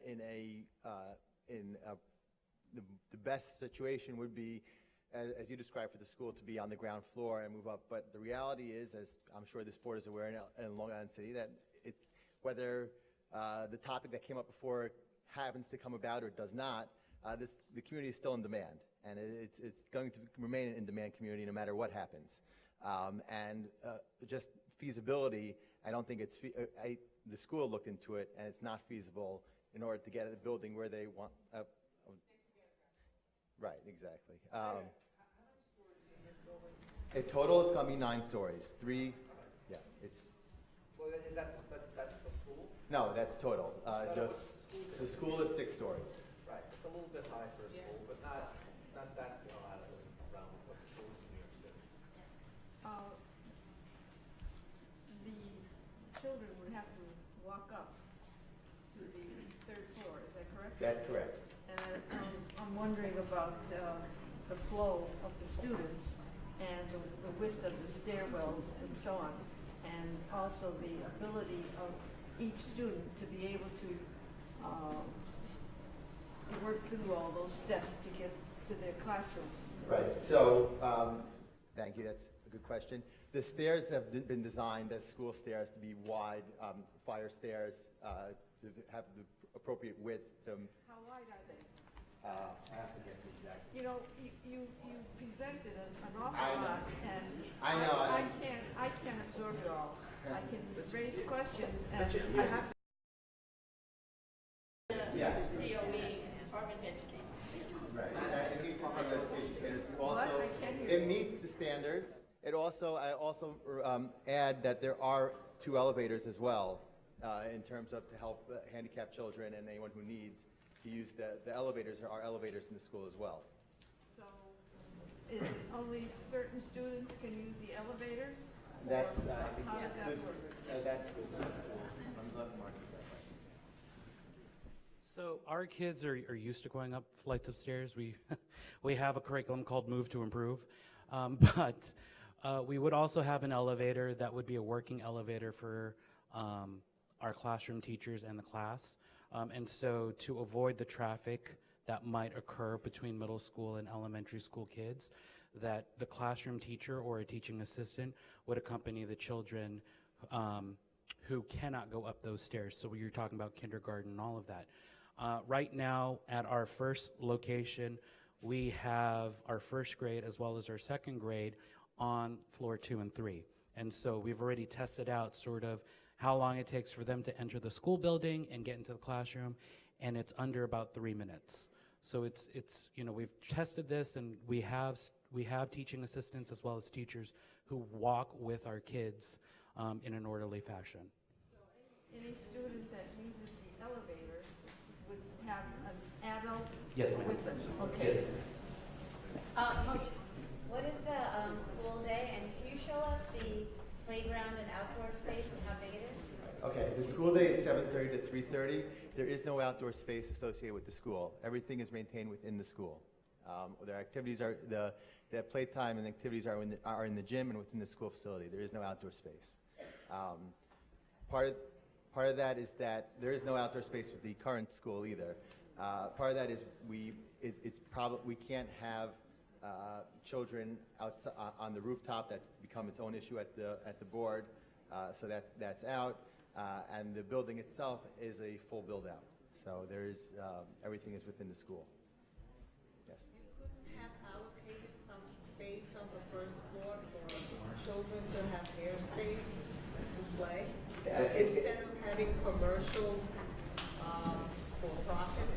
Well, in terms of, it still has to work. Financial feasibility still has to work. I'm not sure. You're saying that the first 3 floors or whatever that are retail or manufacturing are the profit end of this building, and they're going to help finance the school? No, they don't belong to the. It's not associated with the school, but it finances a building of this building, that it could be, that it works commercially. It has to work both on a commercial end and in order to build the school. Okay, you didn't make that clear. I just have one last question. Yes. For emergency exiting, you only mentioned one entrance? No, there are 3 for emergencies. There's one entrance that's associated with the school. However, for emergencies, there are 2 other stairwells that are commercial to the commercial building. The school does connect to them. They're just not in regular use. But for emergencies, they are accessible to the school. A staff member can open them with a key card and can egress down the stairs, both flights of stairs. So they're actually 3 separate points of egress. So when it comes to these mixed-use, projects, are we also right now voting on this new commercial space as well, or are we only making a vote It's on the one? no, it's not, it's on the application to the BSA. So it's the construction of the commercial space with the school that needs to get a special permit. I'll just mention again that the school, the building itself is as of right. The portion that we have to ask the BSA for is to locate the school within that district. So they could just build a commercial Correct. without a school. Correct. And what we're asking for is to enable them to include the school because it makes the building. So the BSA has checked everything? This is before the BSA hearing. The community board comes before the BSA hearing. The BSA has reviewed the. This is the first step, and then it goes to the Well, BSA? I'll take that step back. The BSA has reviewed the application. They've issued a notice of comments to the application, which we've responded to. We sent our responses to the community board, so they have seen them. And at this point, we've been given a hearing date, which is January 29th, and that's where we are. Prior to the hearing date, the BSA expects to receive a recommendation from the board. So our committee is happy with how things stand? Yes, the land use committee unanimously voted to support the application. Any other questions? Okay, I have some cards here in case there are any questions. Great, thank you. We haven't taken attendance yet, so we actually have to take attendance before we vote. So I think this is going to close the public hearing section and move on. Debbie Markel, would you please take attendance? Zarina Andres. Diane Bellick absent. Carisha Batan. Sandra Bagishka absent. Bessie Casaro. Claudia Chan. Osmond Chaudhry. Stephen Cooper. Absent. Lisa Della. Sally Frank. William Garrett. Ira Greenberg. Kenny Greenberg. Richard Gunlack, absent. Benjamin Gutman. Here. Mohammed Jewell, absent. Ellen Kang, absent. Denise Kean Smith. Here. John Khan. Here. Nancy Cleaver. Here. Marie Kaneko, absent. Jordan Levine, absent. Sheila Lewandowski, absent. Dominic Lapolis. Here. Don McCallion, absent. Elizabeth McKenna, absent. Ty McShane. Here. Tom Matussis. Here. Dorothy Moorhead. Here. Patrick Murray. Here. Patrick O'Brien. Here for the moment. Clara Ozo. Stay with us, Pat. Elliot Park, absent. Kalia Kwasha, absent. Stephen Raga, absent. Lakshmi Reddy, absent. Jeremy Rosenberg, absent. Roberto Saldana, absent. Motri Savard. Sleepy. Regina Shanley. Michael Son, absent. Lauren Springer. Carol Torano, absent. Mary Torres. Absent. Carolina Tosi. Rebecca Trent. Anthony Stella, absent. San Vargas, absent. Maria Magdalena Valima. She's here, yes. Okay, good. Do we have more? 10, 12, I believe so. 13, For our 14, votes? 15, 16, 17, 18, 19, 20. After 3.5 hours? 23, 24, 25, 26. I'm yes. going to try to go quick, but I have to say. Yes, we have a quorum. Okay. Okay, first of all, I failed to mention earlier on that Community Board 2 would like to thank Congressman Joe Crowley for his 30-plus years of service to our community. He's always supported the best interest of our neighborhood, and we sincerely thank him and will miss him. Secondly, thank you. Yes, he deserves a round of applause. I would like to thank Ira Greenberg for his service to Community Board 2. He will be resigning at the end of the month, and I'll give you the opportunity to say what's going on. I don't know if you want me to share it. Yes, I can't serve on the community board anymore because, as many of you know, I'm going to be a judge as a civil court.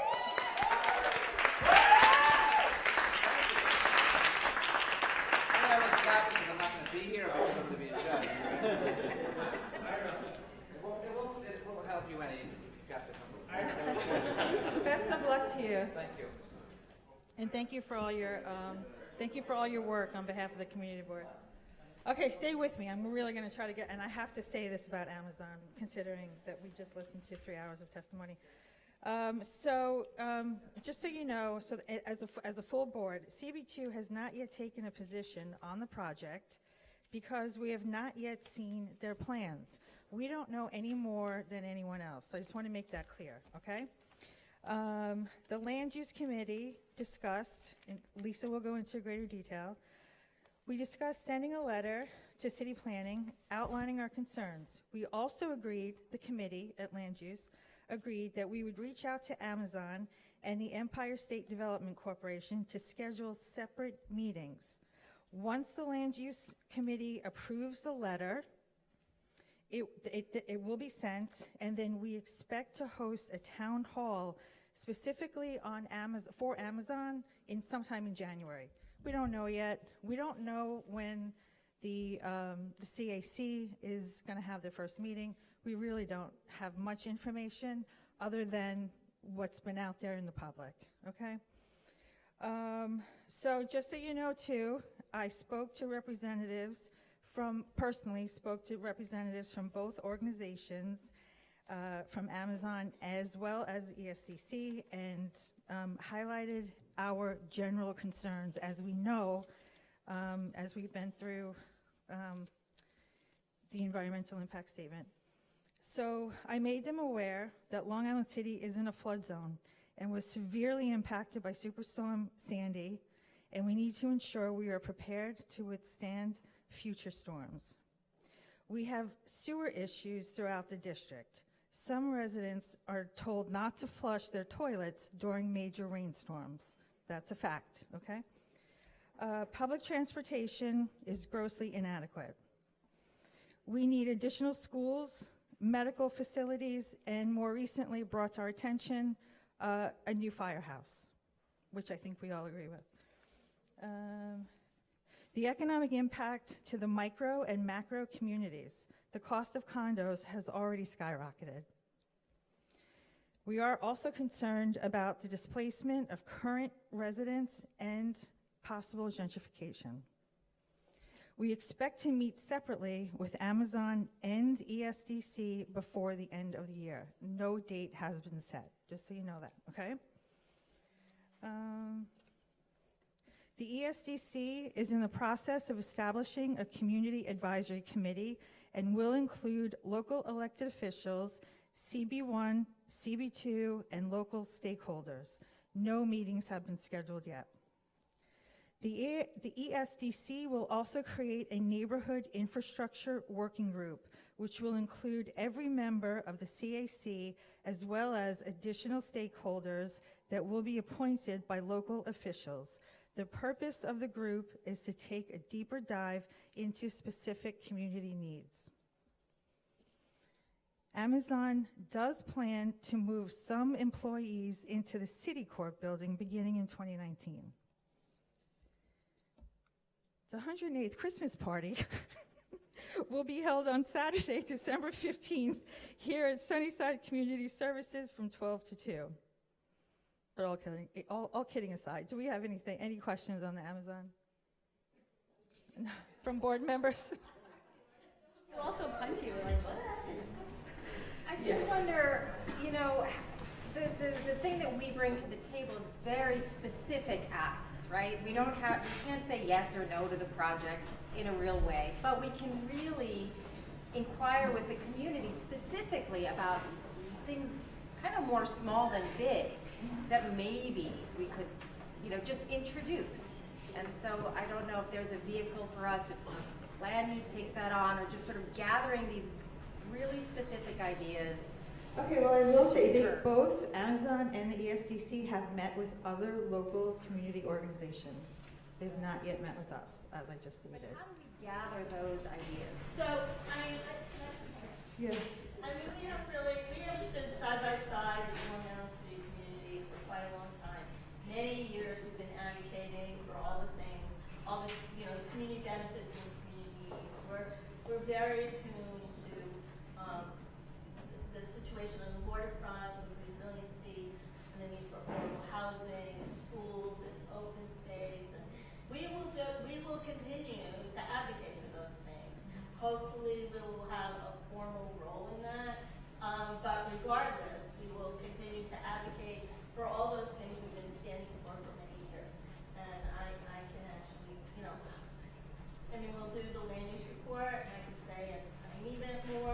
but for the most part, you know, some things have shifted and changed. But our position around the needs of the community, you know, are still, if not more so, an issue. We'll talk about in greater detail if we have further Another questions. question about the infrastructure. So I read that there's going to be a direct $650 million grant for infrastructure to Long Island City dependent on this deal. Is that something where, in addition to the 150 the city had pledged? I'm really hesitant to comment on it because they have not explained or spoken with us directly about any of this. It was simply a conversation. Clearly, we need to meet. I want to meet with them because they've already met with other groups as well.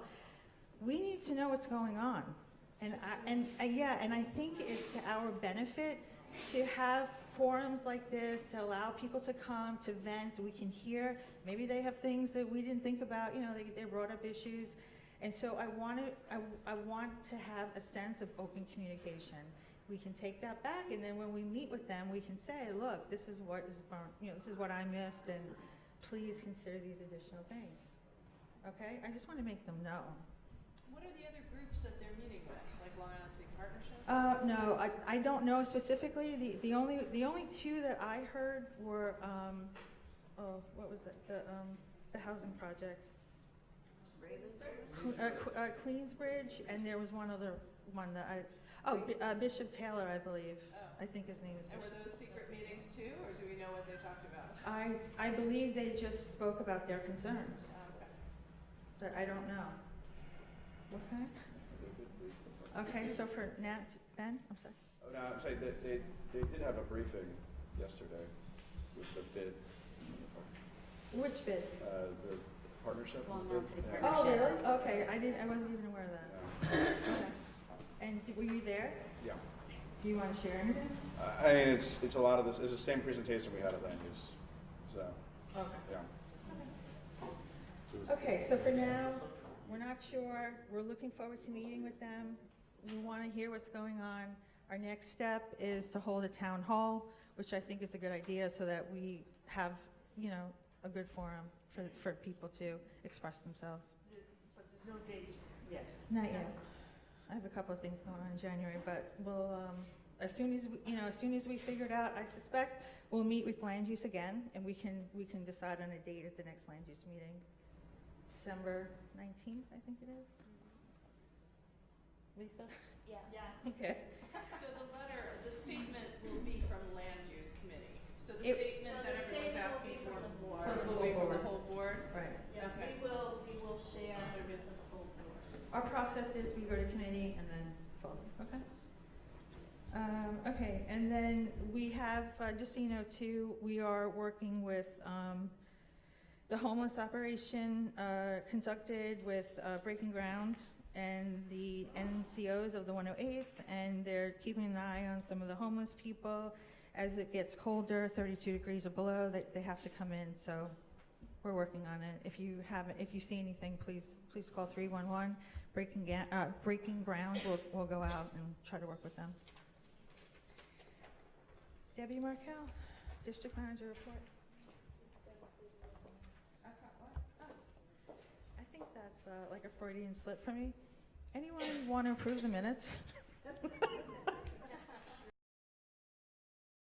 To approve. All those in favor? Anyone opposed? Anyone abstain? Okay.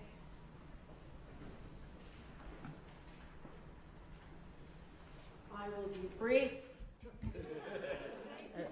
Done? No. Brief. Just real quick, the Sunnyside Library, the restrooms were an issue. They've all been repaired, so everybody should be aware of that. The update on the public payphone at 4502 Skillman Avenue. DeWitt informs us that the site has been approved for the conversion to a Link NYC. This will take place in early 2019. Remember, we have a toy drive. That will be until December 12th. We certainly hope you'll remember the Metro and be generous. We appreciate that. I thank all of you. Have a very happy, healthy, safe new year, and enjoy the holiday season. City planning. Formally. Alexis Wheeler, and you will introduce our new.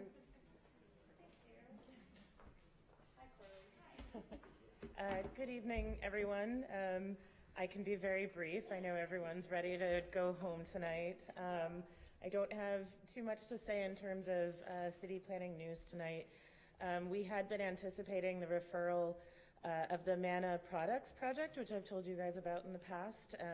There has been a little bit of delay in terms of getting that to the commission. We're just trying to resolve one of the outstanding environmental analysis points, but it should be going through soon, so I have my fingers crossed, and as soon as I know, I will let all of you know. I do want to introduce my successor in this role, so you guys won't see me up on this stage very much after this, but I will still be present and available to all of you. But I do want to introduce all of you to Coralie Ayers. She has recently joined us from Perth, Australia. So she has been working for the past 11 years in the fields of urban design and strategic planning, largely focused in Western Australia. Her public work includes urban design roles with both the Housing Authority and the Department of Communities in East Perth, for which she coordinated master plan communities and complex residential projects. And through these processes, she led stakeholder and community engagement efforts, as well as design and research and policy proposals. She has obtained a Bachelor of Environmental Design and a Master's of Architecture from the University of Western Australia. And she is going to be your new community planner for Community District 2. So I wanted to introduce her to you now. Hi everyone. I'll also keep it brief. I would like to say I'm very happy to be here. I recognise there's a high level of complexity and challenges ahead of us.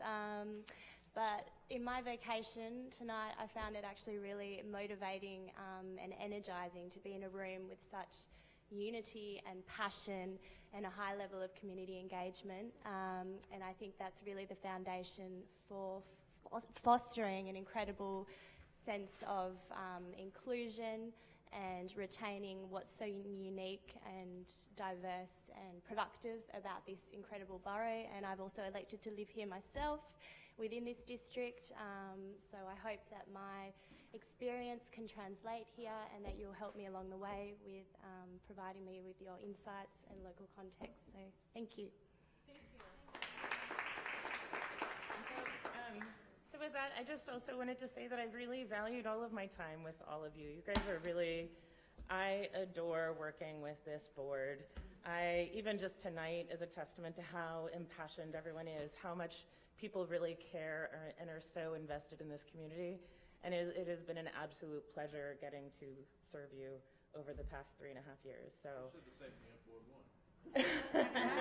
I don't even know where Board 1 is. Come on. You guys are my board. So anyway, I do just want to thank all of you for always making me feel so welcome and also useful for all of you. So thank you.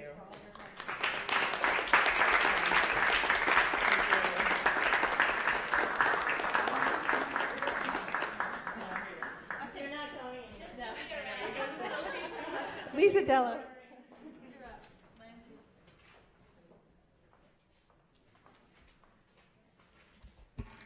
So we're going to vote. I mean, I can't go on, but we're just going to vote now on the landmarks application for 48-14 39th Avenue. Motion to approve. The Land Use Committee unanimously voted to approve the application, and so we can do this by show of hands, right, Debbie? Yes. Okay, so motion to approve, somebody second? Second. Okay, any discussion? Thank you, Ara. All in favor of approving the landmarks? Anybody opposed? Okay, great. We'll send a letter. You're welcome. Thank you for staying. So sorry. So good luck. On the BSA application for 9-03 44th Road, again, the Land Use Committee voted unanimously to not oppose this application to the BSA. I think you had an opportunity to ask a lot of questions here, and so is there somebody? So are you going to make a motion to move the recommendation? Second? Okay, great. Any discussion? Call the question. All in favor of calling the question? This is a roll call vote, so Devin.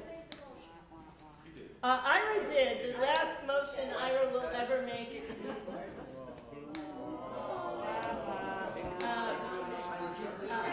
Who seconded? Yes. All right, thank you. Okay, Serena Andres, Yes. Carisha Baton, Yes. Essie Casaro, Yes. Claudia Chan, Yes. Osmond Chowdhury, Yes. Lisa Della, Yes. Sally Frank, Yes. Garrett absent, Ira Greenberg, It's a school. Yes. Kenny Greenberg, Yes. Richard Gunlock absent, Ben Gutnick, Yes. Mohammed Jewell absent, Ellen King absent, Denise Kean Smith, Jordan Khan, Jordan, She just walked out. She left. Nancy Cleaver, Dominic Lapolis, Yes. Ty McShane, Yes. Thomas Tusis, Yes. Dorothy Moorhead, Yes. Patrick Murray, Patrick O'Brien, Yes. Clara Orza, Yes.